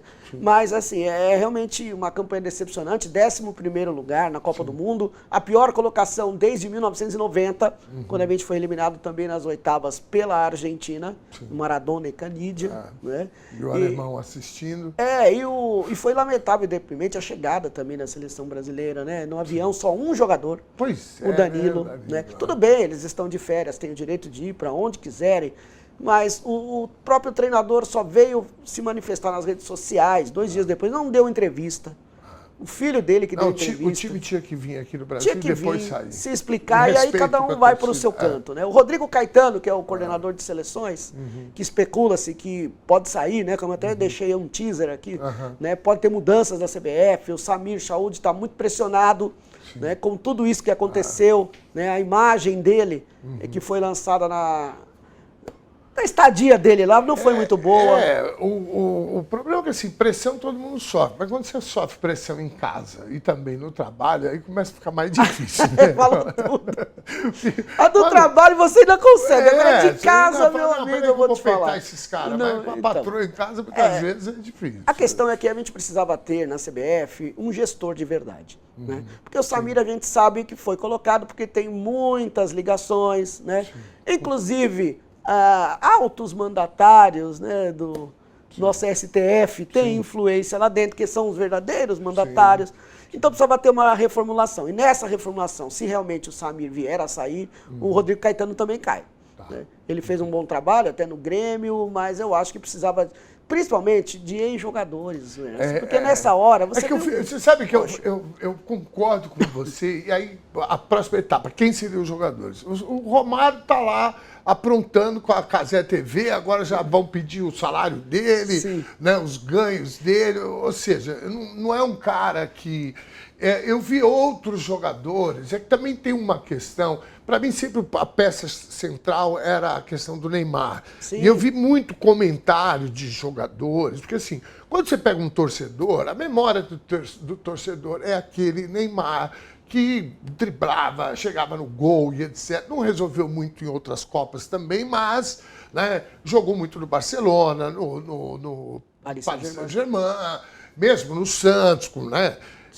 Torcedor eu compreendo. Agora, quem jogou futebol ou quem é um profissional que comenta futebol, não dá para você virar e falar, não, eu acho que o Neymar agora... Gente, ele já estava... Hoje saiu o Mister, né? O Jorge Jesus, né, dizendo que a carreira dele já tinha acabado lá, e já tinha mesmo, infelizmente é isso. Eu gostaria imensamente de ver o Zico jogando a Copa de 90, de 94, de 98. Já em 86 ele foi quebrado. Já foi, já então quebrado. Assim, é triste, né? Mas esse é o processo mesmo.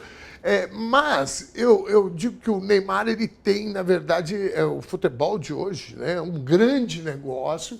E existe uma marca chamada Neymar, que é uma marca poderosa e agressiva. Então, ex-jogadores que ainda frequentam esses meios, se ele se indispor com a marca Neymar, o conglomerado Neymar, o espaço de mobilidade dele no ambiente do futebol diminui muito. Exatamente. Porque esses caras são assim, se fulano for, a gente não vai.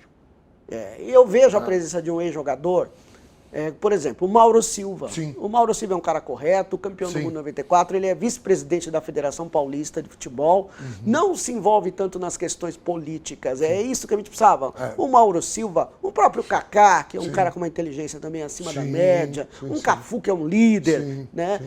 Com pessoas que fizessem esse elo entre a diretoria e o campo. Deixe lá um presidente para fazer a figura, né, representativa. Porque o presidente, na verdade, é isso, é ação executiva. Exatamente, né? ele faz lá as relações que tem que fazer. E os jogadores e ex-jogadores lá, realmente, no que precisa. Movimentando direito à base. A base do Brasil, Ernesto, explica um pouco esse fracasso. Para você ter uma ideia, o Brasil no Sub-20, em 2023, foi eliminado por Israel, perdendo por 3-2. Né? Israel não é uma potência muito longe disso do futebol. O Brasil, de 2021 para cá, teve vezes que sequer conseguiu classificação para o Mundial Sub-20. Né? Isso também acontece no Sub-17 e no Sub-15. Mostra o quê? Que a nossa base está defasada em termos de preparação, em termos de treinamento. Precisava reformular essa base, porque é daí que saem os grandes jogadores. Pega o trabalho que a França mesmo está fazendo. Olha quantos jogadores saem com qualidade no futebol francês. Olha o tamanho da França, olha o tamanho do Brasil. Então precisava reformular geral, a partir da presidência da CBF. Muito bem, Reinaldinho, vamos fechar aqui. Tem uma pergunta? Leiva, não acho que o Messi, tendo a influência que tem, poderia conscientizar os argentinos em relação aos casos de racismo cometidos por torcedores e alguns jogadores também?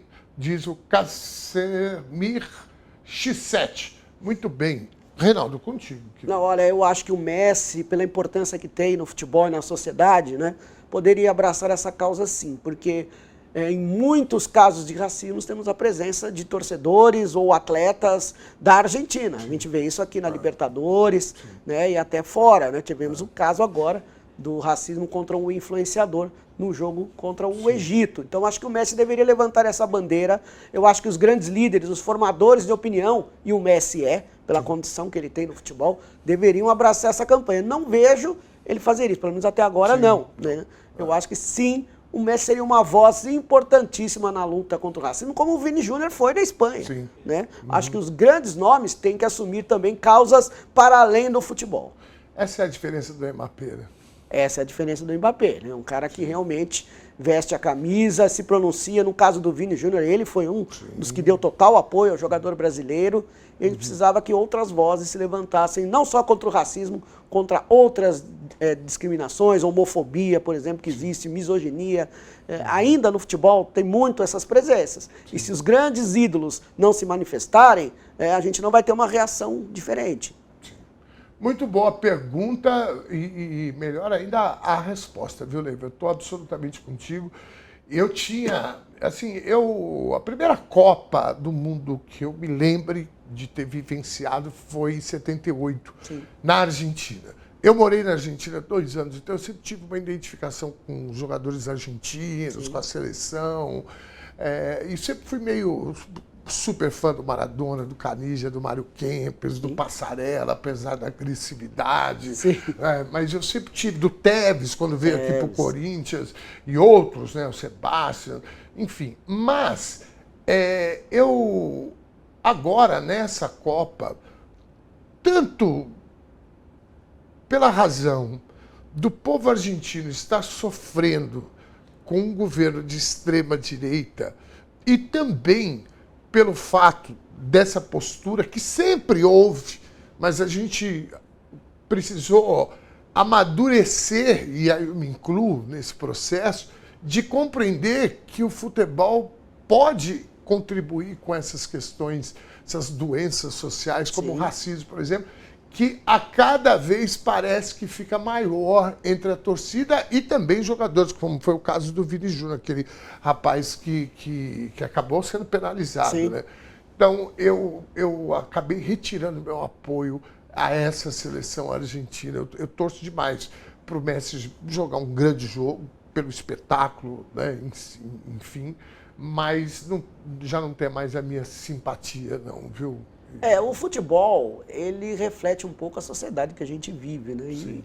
E os atletas, não só da Argentina, mas do Brasil, estão muito afeitos a esse modo de viver, em que era até lá atrás, agora a sociedade está evoluindo, que você podia dizer ofensas racistas, misóginas, de gênero, e que nada acontecia, principalmente na América Latina.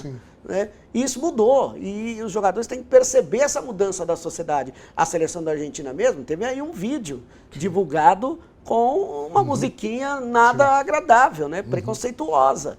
A gente precisa avançar nisso agora. No Brasil, não podemos naturalizar isso. O jogador precisa ter também uma formação para isso. É o que eu falo da base. A base não é só a parte técnica. Né? Tem que dar a parte de cidadão também. Né? Falar de cidadania para esse jogador. As imagens, né? Triste. Imagens, né? É lamentável. Agora, você sabe quando eu vejo isso daqui, e isso serve para a torcida brasileira também, tá? Isso aqui não representa o povo argentino, nem o povo brasileiro, com aquele negócio do CREA e etc. Eu, de verdade, porque quem está aqui é a elite econômica do país, porque é caríssimo. O ingresso, principalmente nesse momento agora, essa fase da Copa, ingressos caríssimos. Muito bem, vamos subir aqui então o chaveamento, nós temos aqui, só para a gente colocar rapidinho, tá aí, né? Só para a gente visualizar, a primeira a garantir, né? A vaga foi a França, está saindo aqui, né? Agora o Espanha e Bélgica. Vai descer aqui para jogar com a França. Vai aparecer aqui. Aliás, a França empatou com o Brasil em número de participações em semifinal de Copa do Mundo. Reinaldo Leiva, mais algum comentário que você queira fazer? Fica à vontade, meu querido. Não, só expressar realmente a minha gratidão a você por estar aqui, ver uma Copa tão interessante, com elementos que vão para além do futebol. A história de Cabo Verde, a história da República Democrática do Congo, nessa Copa do Mundo, né? Os personagens que ela nos proporcionou serão eternos, independente de quem seja o campeão, independente da má campanha do Brasil. Essa Copa foi para a história pela diversidade e também pela consciência de que o futebol vai muito além dos 90 minutos e das 4 linhas. Reinaldo Leve, não vai se Valeu. despedir não, que nós vamos até o fim da Copa. Com certeza, estarei aqui, jogo a jogo. A fala já foi em tom de despedida, mas ainda temos muita lenha para queimar Com aqui, certeza. viu, querido? Obrigado, Reinaldinho. Excelente Obrigado, final de semana para você. Até segunda, Segunda-feira se Deus nós estamos aí já com, né, o caminhãozinho cheio de trabalho aí. Né, que vai Muito ter jogo muito pela jogo. frente. Sábado vai ser espetacular para quem gosta de futebol. Muito bem. No primeiro semestre deste ano, a Amazônia registrou a menor área com sinais de desmatamento detectados por satélite em uma década. A informação é baseada nos dados do Sistema de Detecção de Desmatamento em Tempo Real, o DETER, do Instituto Nacional de Pesquisas Espaciais. Entre janeiro e junho, o sistema identificou 1.295 quilômetros quadrados de área sob alerta de perda de vegetação nativa no bioma. É o menor patamar para o período desde o início da série histórica do DETER em 2016. Os números foram divulgados pelo INPE nesta sexta-feira. Os avisos do DETER funcionam como alertas rápidos e apontam locais onde imagens de satélite identificaram mudanças compatíveis com a retirada da vegetação. Esses dados ajudam a orientar ações de fiscalização, mas não representam a taxa oficial de desmatamento, que é calculada anualmente por outro sistema do INPE, o PRODES. A queda revela uma redução no ritmo de abertura de novas áreas com sinais de destruição, e não uma recuperação automática da floresta já perdida. Áreas derrubadas em anos anteriores continuam contabilizadas como desmatadas, enquanto o DETER mede novos alertas identificados pelos satélites dentro de cada período analisado. Outra boa notícia é que o Cerrado também registrou redução nos sinais de perda de vegetação. Entre janeiro e junho deste ano, o DETER identificou 3.142 quilômetros quadrados de áreas com indícios de retirada da cobertura nativa do bioma. Esse é o menor valor para o primeiro semestre desde 2021. 17 horas e 29 minutos. Em Florianópolis, o vereador Leonel Camação denuncia que o proprietário de um portal de notícias recebeu, somente neste ano, R$280 mil do governo de Santa Catarina por meio da Secretaria de Comunicação. Segundo o parlamentar, o beneficiário da verba pública é Lohan Barentin, proprietário de um site com 1.600.000 seguidores e condenado por tráfico de drogas, que também acumula condenação por fugir de abordagem e quase atropelar um policial. O dono do veículo foi recentemente condenado por comprar entorpecentes e uma arma desviados de uma delegacia. O caso ganhou repercussão após a divulgação de uma foto oficial onde o governador Jorginho Melo visita a sede do veículo e aparece ao lado do condenado, que usava uma tornozeleira eletrônica. Os dados extraídos do portal da Transparência apontam que, ao longo do mandato do atual governador, o site já recebeu R$655 mil do governo estadual, realizando uma cobertura alinhada à gestão provedora. Paralelamente, a análise recente do Tribunal de Contas do Estado sobre os balanços do Executivo traz um alerta explícito do Ministério Público de Contas sobre o aumento expressivo de gastos com publicidade e propaganda, que atingiram maior patamar financeiro registrado desde 2011. Para comentar esse caso envolvendo o governador de Santa Catarina, Jorginho Melo, do PL, eu convido para participar com a gente aqui dessa edição do jornal a minha querida amiga Helenira Vilela. Boa tarde, Helenira. Eu estou aqui vendo o dia que eu vou receber você para falar de coisas boas, né? Porque é só tristeza uma atrás da outra. Boa tarde, Helenira. Boa tarde, Ernesto. Boa tarde a todo mundo que está aqui. Então, vou dar uma notícia boa de Santa Catarina, da Assembleia Legislativa de Santa Catarina. Caroline Sardá, que é uma influenciadora, uma menina que tem feito um trabalho muito importante de conscientização nas redes sociais, está assumindo como deputada estadual durante o período da campanha. Ela é do Partido Socialismo e Liberdade, do PSOL, e a gente está bem feliz porque a gente vai ter mais uma voz consciente, uma voz organizada, uma voz que responde às necessidades da maioria do povo. Então, eu estou contando a notícia boa, porque a gente só é convidado para falar mal do que acontece aqui. Outro dia, inclusive, eu publiquei um outro corte também sobre o minúsculo Jorge, né, essa pessoa tão pequena que, infelizmente, é governador do estado, e uma moça disse, mas eu estou com vergonha de ser catarinense. Eu disse, não, olha só, eu estou aqui com uma caneca, não sei se vocês estão vendo, deixa eu ver aqui.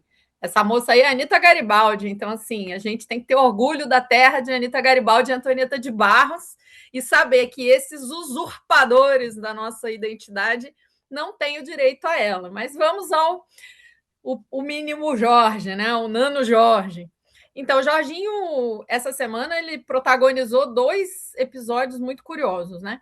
Um foi esse, né? Que a gente dá conta de que Jorginho, essa pessoa que faz tanto proselitismo em relação à questão da segurança, que faz tanta propaganda dizendo que quebra e arrebento, que vamos resolver a coisa da segurança na bala, está aí se mostrando um investidor do dinheiro do povo catarinense e um traficante condenado.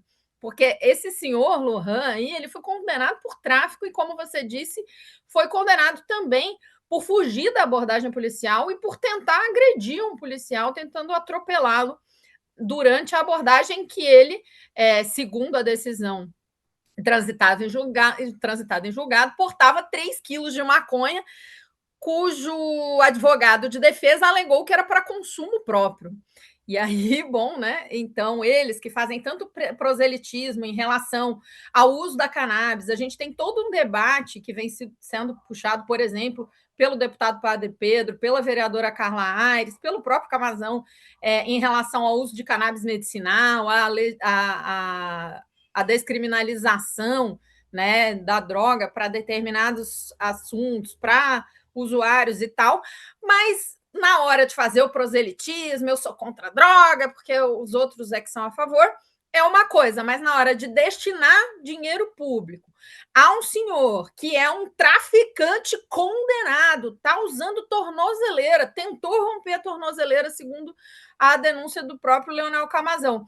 Aí não, aí tá tudo bem, aí é meu amigão, eu tiro foto, na foto eu não sei se vocês viram, aparece a tornozeleira do cara, então é um bandido, traficante, condenado, mas aí para dar o dinheiro público do catarinense serve. E é muito interessante você notar que a Amanda Miranda fez um comparativo, Amanda Miranda, que é uma jornalista que faz um acompanhamento das contas via o portal de transparência, muito interessante, e ela dá conta de que foi aumentando e muito. E esse jornal atende pela alcunha de Razão, e Razão é realmente o que a gente não encontra muito, né? Hoje, por exemplo, aliás, essa semana, acho que foi ontem, ele publicou o vídeo do governador Jorginho Melo na terra indígena, Ibirama Choclen, desculpa, Laclanô, ele agrediu verbalmente uma cacica, que é uma senhora que tem netos, uma avó, que é cacica de uma terra indígena, onde uma barragem está instalada, que há uma controvérsia enorme, porque essa terra indígena é reconhecida há muito tempo, e há uma controvérsia enorme sobre a existência dessa barragem. Ele mandou a senhora a PQP, eu me recuso a repetir, e depois mandou ela aquele sinônimo de bosta. Então, ele fez isso publicamente, sendo filmado. Eu tentei acompanhar nos principais portais de notícia, inclusive esse que recebeu 280 mil, que é um valor bastante acima do que o governo anterior investiu nesse mesmo veículo, muito acima mesmo, e muito acima do que o do ano passado, do próprio Jorginho nesse próprio site. E aí, o que a gente nota é que nenhum ouviu a cacica, nenhum ouviu a posição dos indígenas. E depois Jorginho publica uma nota dizendo que é tudo responsabilidade do governo federal, que é sempre o que ele faz. Claro, sem prova, sem documento, sem dar conta do que está realmente acontecendo. Ele simplesmente diz genericamente que está cumprindo acordos que supostamente existiriam do governo federal anteriores, mas nada justificaria o desrespeito, a falta de educação, a agressão verbal e a impostura dele como governador. E aí esse jornal publica esse vídeo, e se você for olhar os comentários, é um show de horrores de pessoas que estão cometendo crime de racismo contra indígena, né? E aí depois é o mesmo Jorginho que diz que vai processar o presidente Lula por racismo reverso, porque o Lula disse que existe racismo em Santa Catarina e que esse racismo é acima da média do Brasil. E, infelizmente porque as denúncias, segundo o relatório acho que é do Tribunal de Contas, dão conta de a gente ter uma média de 30 denúncias por 100 mil habitantes, o que é a mais alta do país, ou uma das mais altas. Então, é muito trágico. Primeiro, a gente vê que é um discurso mentiroso de que ele combate o crime, já que ele é amigo do criminoso, bandido, traficante condenado. Segundo, que ele está aumentando barbaramente a verba de publicidade do governo do estado sem prestar contas disso e, coincidentemente, isso aconteceu no ano eleitoral. Terceiro, que ele faz proselitismo o tempo inteiro com a pauta da segurança pública, dizendo que vai ser rigoroso com os bandidos, né? A gente tem uma polícia com a letalidade aumentando desde que eles retiraram as câmeras, que inclusive tem decisão judicial obrigando eles a voltar. Mas quando o traficante condenado tem um veículo que faz publicações, no mínimo questionáveis, sobre a imparcialidade e a capacidade de dar notícia, por exemplo, essa é uma das pouquíssimas publicações aqui no estado que faz, vamos dizer assim, publicações positivas por um sujeito vereador aqui no estado que tem sido conhecido como inimigo da Sinapse, que é o 04 Jair Renan, vereador de Balneário Camboriú. Então, a gente percebe que é muito difícil você olhar, e aí, voltando ao Leonel Camazão, que é quem registrou essa denúncia no plenário da Câmara de Vereadores de Florianópolis, Leonel Camazão já foi presidente do Sindicato de Jornalistas. E ele mesmo diz, é muito difícil chamar esse veículo de jornal, apesar de que no título se chama jornal, mas dar notícia mesmo e dar conta da complexidade das notícias quase nunca acontece. Eles publicaram também essa semana uma movimentação que teve de um ex-secretário de assistência, que é ex-vereador e acho que é ex-deputado também, que organizou uma horda para ir para a porta da UDESC para fazer baderna, né, contra um debate que está acontecendo no Conselho, né, Universitário da Universidade Estadual aqui da UDESC sobre a questão das cotas raciais. Eles fizeram baderna, tentaram homens, né, que são super metidos a fortões e sempre são covardes, indo para cima agressivamente de mulheres, né, de senhoras, e que daí, quando chegou um homenzarrão do lado de cá, né, do lado, né, dessas mulheres, eles se acovardaram e saíram porque são covardes, mas esse veículo relata isso, e aí, novamente, se você abrir os comentários, você vai ver qual é a linha do veículo pela linha da audiência, em que a misoginia que não está criminalizada ainda, mas se tivesse, teria vários criminosos ali a respeito das mulheres. Tem vários crimes de racismo nessa postagem em relação aos negros. Na postagem do Jorginho agredindo verbalmente essa cacica, você percebe vários crimes de racismo contra os indígenas e você percebe que o Jorginho mantém esse veículo por um motivo bem óbvio. Não precisa ser nenhum gênio, mantém o investimento público nesse veículo que é dirigido, como o Leonel deu conta, por um traficante, um bandido condenado e que usa tornozeleira. Eles são sempre amigos dos bandidos, né? Pois é, Lenira, você sabe que a gente fica... nós estamos falando aí numa cidade conhecida, né? E com todo respeito a qualquer outra cidade, mas eu fico imaginando isso fora do circuito, né? que a grande imprensa costuma atuar, né? Deve ser, né? Faz o que quer com o dinheiro. É impressionante. E aí a gente fica se perguntando, que aí tem várias questões, para além do dinheiro público, né? Tem a manipulação da informação, do acesso à informação, que a população é um direito da população. Tudo isso é muito triste, mas nós vamos. Caneca da Anita Garibaldi, a Adriana Cueva escreveu aqui, muito bem.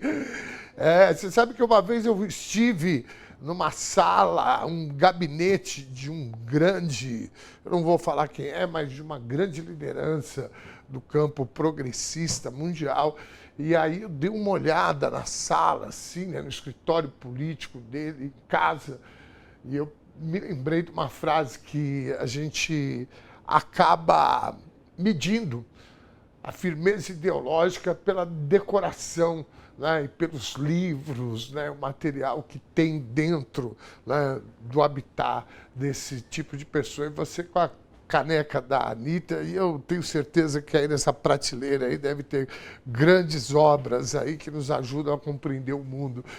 Helenira, querida, o tempo está voando demais. Eu falei para a Natasha e para a nossa produção, falei, Helenira precisa entrar mais cedo para dar tempo da gente ir conversando, porque já faltam quase 15 minutos e a gente ainda tem muita coisa por aqui, mas eu quero te agradecer demais a tua participação. Segunda-feira a gente está junto aqui de novo, não é isso? Combinado. Muito bem. Segunda-feira. Excelente final de semana, queridona. Obrigadão, viu? Também, mais uma vez. 17h43. Vamos em frente, uma nova frente fria chega ao sul do Brasil nessa sexta-feira, trazendo chuva e risco de temporais isolados para o Rio Grande do Sul e Santa Catarina. Nos próximos dias, esse sistema avança para o sudeste e o centro-oeste, mudando o tempo nessas regiões. Por enquanto, o sábado será de tempo firme em São Paulo, no Rio de Janeiro e na maior parte de Minas Gerais. As manhãs continuam frias no centro-sul paulista e no sul mineiro, mas as temperaturas sobem à tarde, perto dos 30 graus. Nas regiões norte e nordeste, a instabilidade vai continuar concentrada no litoral nordestino e com pancadas fortes em estados do norte. A atenção se volta para a baixa umidade do ar no Triângulo Mineiro e no norte de São Paulo. Os índices podem cair para até 12%, muito abaixo dos 60% recomendados pela Organização Mundial da Saúde. 17h44, quase 45 minutos. A categoria dos professores estaduais do Rio Grande do Sul deflagrou 2 dias de greve contra o projeto de privatização de 98 escolas públicas. A decisão foi tomada nesta sexta-feira em uma Assembleia Geral Extraordinária na Praça da Matriz, em Porto Alegre. As paralisações ocorrerão nos dias 16 e 23 de julho. Preste atenção. Quem traz as informações ao vivo da capital gaúcha é o repórter Guilherme Oliveira. Boa tarde, Guilherme. Está decidido, então, esses 2 dias serão de paralisação. Boa tarde, querido. Boa tarde, Dom. Inclusive, teve assembleia hoje na Praça da Matriz. A nossa equipe acompanhou. Eu quero começar hoje o VT já chamando, então, essas entrevistas que fizemos hoje na Praça da Matriz aqui em Porto Alegre. Estou há mais de 30 anos concursada no Estado. Não consigo acreditar que eu estou chegando em um final de carreira e eu tenha que aceitar o que está por vir, né? A gente ter uma questão de privatização de uma escola pública que é feita para todo aluno e aluna do povo trabalhador. Nós não podemos admitir que a gente tenha que entender e aceitar que isso venha acontecer naquilo que a educação ela é um direito de todos, um direito. A educação é universal. Eu tenho que ter a escola para me servir. Eu não posso, de alguma forma, entender que essa escola vai ser, eu diria que invadida por uma questão privada. A Assembleia definiu já por 2 dias de greve que vai determinar o fim das parcerias públicos-privadas aqui no estado do Rio Grande do Sul. É uma grande negociata que o governador Eduardo Leite está fazendo, mas nós, o magistério, trabalhadores da educação, ativos, aposentados e aposentadas, vamos dizer um não. E nesses 2 dias de greve já aprovados, a gente vai mostrar a força do Estado para dizer que esse modelo de doação para a iniciativa privada, à base do lucro, não serve ao Estado, muito menos à educação. Quando vai ser a greve? Quando vai ser o leilão? Dia 17 vai ser o primeiro ato de greve, depois dia 24, no dia da venda das escolas no leilão em São Paulo. São então dia 17 e dia 24 de julho.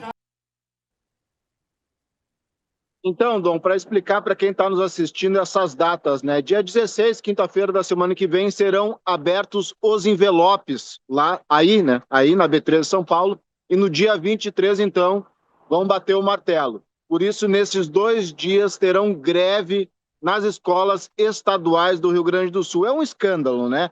4 bilhões e meio para a empresa que vencer explorar durante 25 anos 98 escolas gaúchas, que é o filé das escolas. Escolheram as melhores entre as mais de 2 mil para entregar para a iniciativa privada. Um lucro estimado, Dom, de apenas 500 milhões de reais para a empresa vencedora. E vocês imaginem a situação que se encontram as escolas do Rio Grande do Sul, algumas delas ainda com obras por fazer da enchente, e esses milhões que poderiam estar entrando de investimento, de melhorias, vão entrar no bolso, então, de alguns empresários. Não se depender da luta da categoria, né? O sindicato também entrou na Justiça, no Tribunal de Justiça, com uma ação popular questionando. A juíza já determinou explicações do governo do Estado e do Tribunal de Contas, que acaba por ser um órgão político, né? Lá no Tribunal de Contas estão indicados políticos do governador Leite, não é? Então a juíza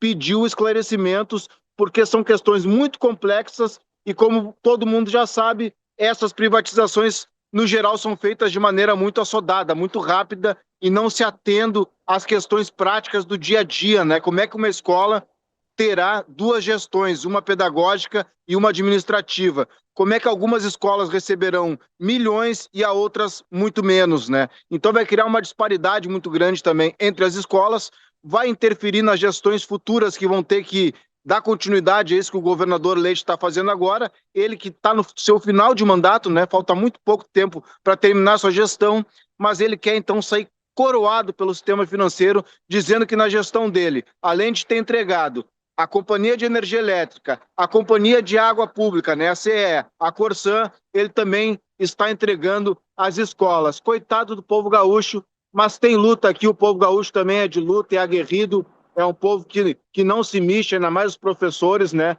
E aí agora a expectativa é quanto a essa greve na semana que vem, que a nossa equipe vai cobrir, não é? Porque também, dado o calor, né, Dom, dado o calor da luta, pode ser que dê uma inibida neles, porque é ano eleitoral e o Leite tem um sucessor, que é o Gabriel Souza, que é o vice dele, né, que está indo ao governo do estado. Então, talvez, se eles sentirem também que isso está causando um grande desgaste entre a comunidade, eles também podem retroceder, né? Porque isso pega muito mal, né? Tu privatizar a escola pública e a população, a classe trabalhadora com um salário mínimo, tendo que daqui a pouco pagar mensalidade de escola, né? Isso não vai dar.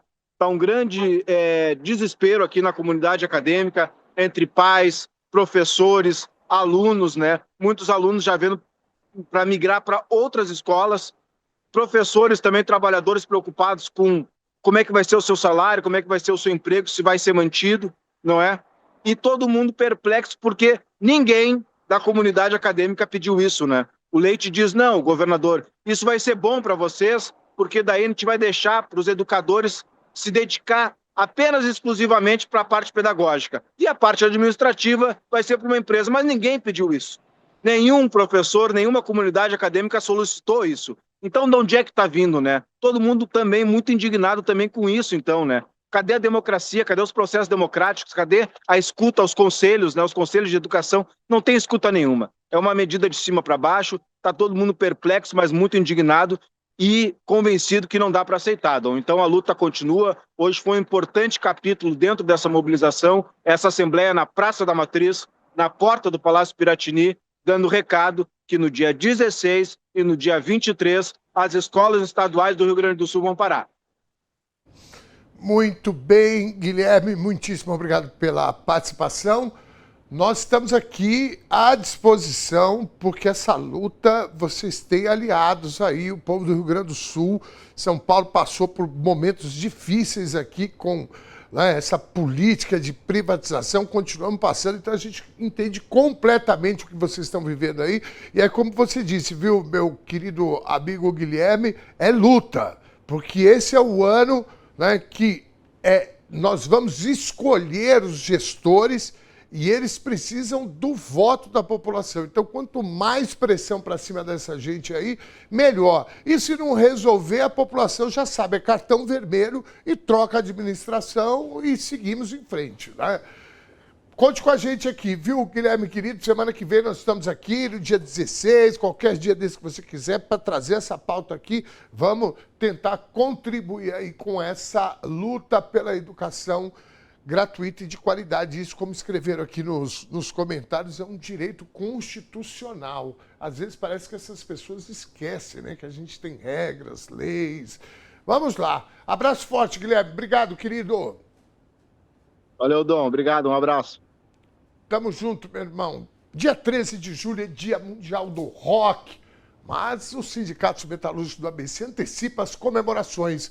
Amanhã, dia 11 de julho, acontece mais uma edição do Festival Rock ABC, que reúne música independente e solidariedade. O evento começa às 13h na sede do sindicato, em São Bernardo, que fica na rua João Basso 231. Mas atenção, a entrada é pela rua João Loto. Entre as atrações estão grandes nomes do cenário nacional, como Ratos de Porão, DZK e Ação Direta, além das bandas Trevas, Macv, Diatônica, The Forest e Macabro. A entrada é solidária, basta doar 2 quilos de alimentos ou um agasalho. Os pontos de troca de ingressos estão distribuídos pela região do ABCD. Toda a arrecadação será destinada às ações sociais do Sindicato dos Metalúrgicos. Vamos em frente. Cadê aquela matéria lá que eu estava esperando ela aqui, Natasha?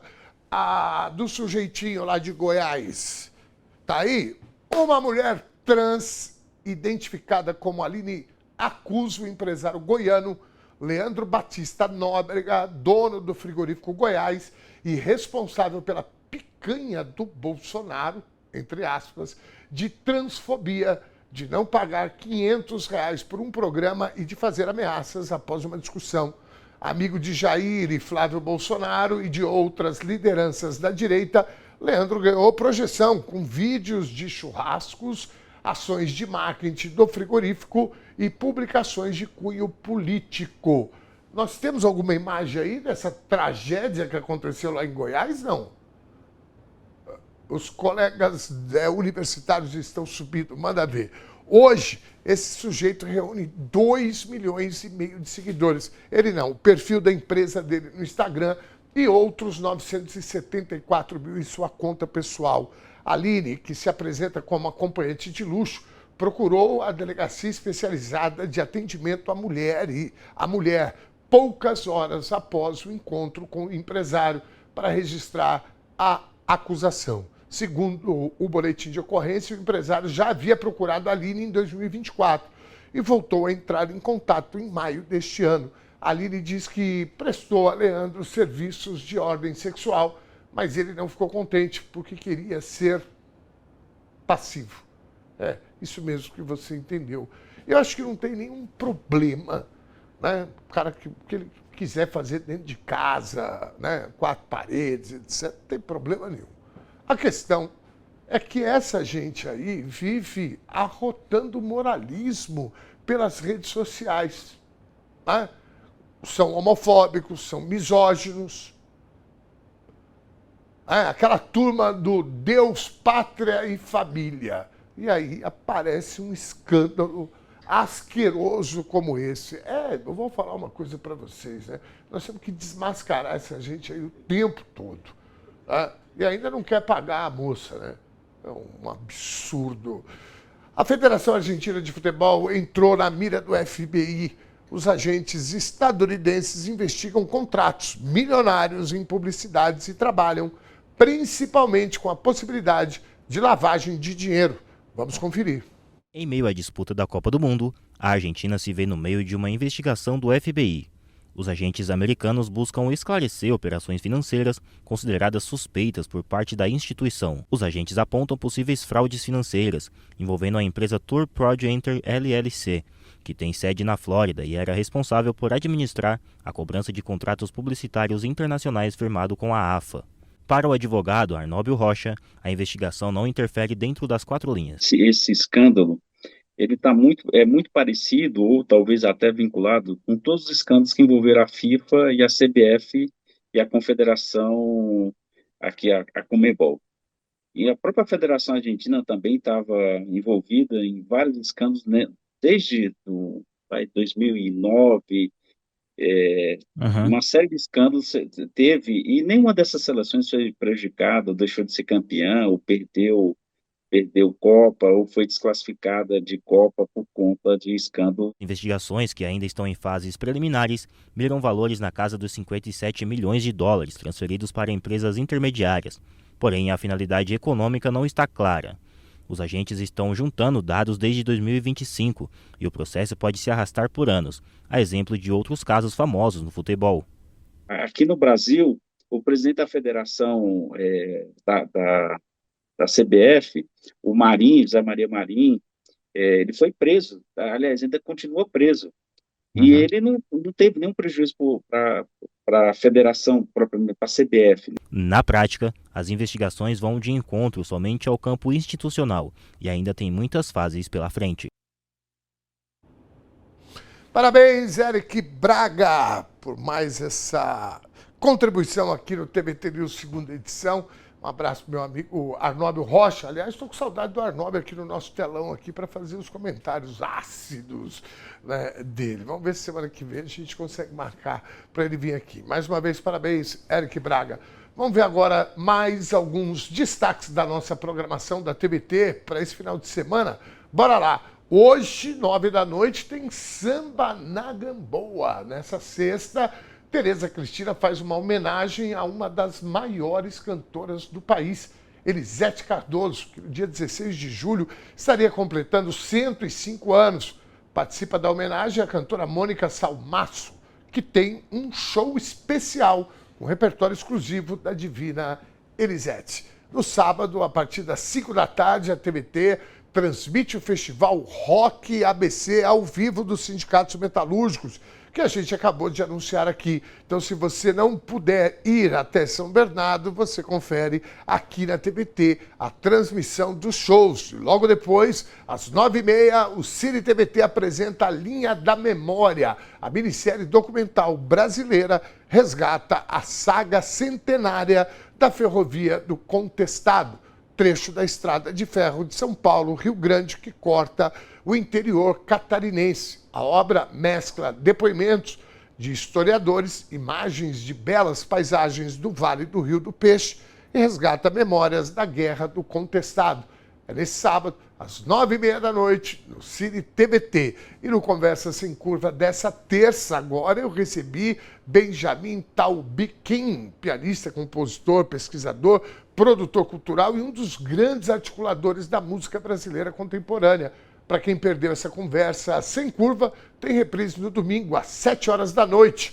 Esses são só alguns destaques. Acesse o nosso site tvtnews.com.br e confira a grade completa. Vamos ver o resultado da nossa enquete, por favor. Coloca aqui no telão. A política está sob ameaça quando dogmas passam a substituir os fatos? para 94% da nossa audiência, sim, e para 6%, não. Eu queria sugerir o povo dos 6% para se inscreverem no Talibã.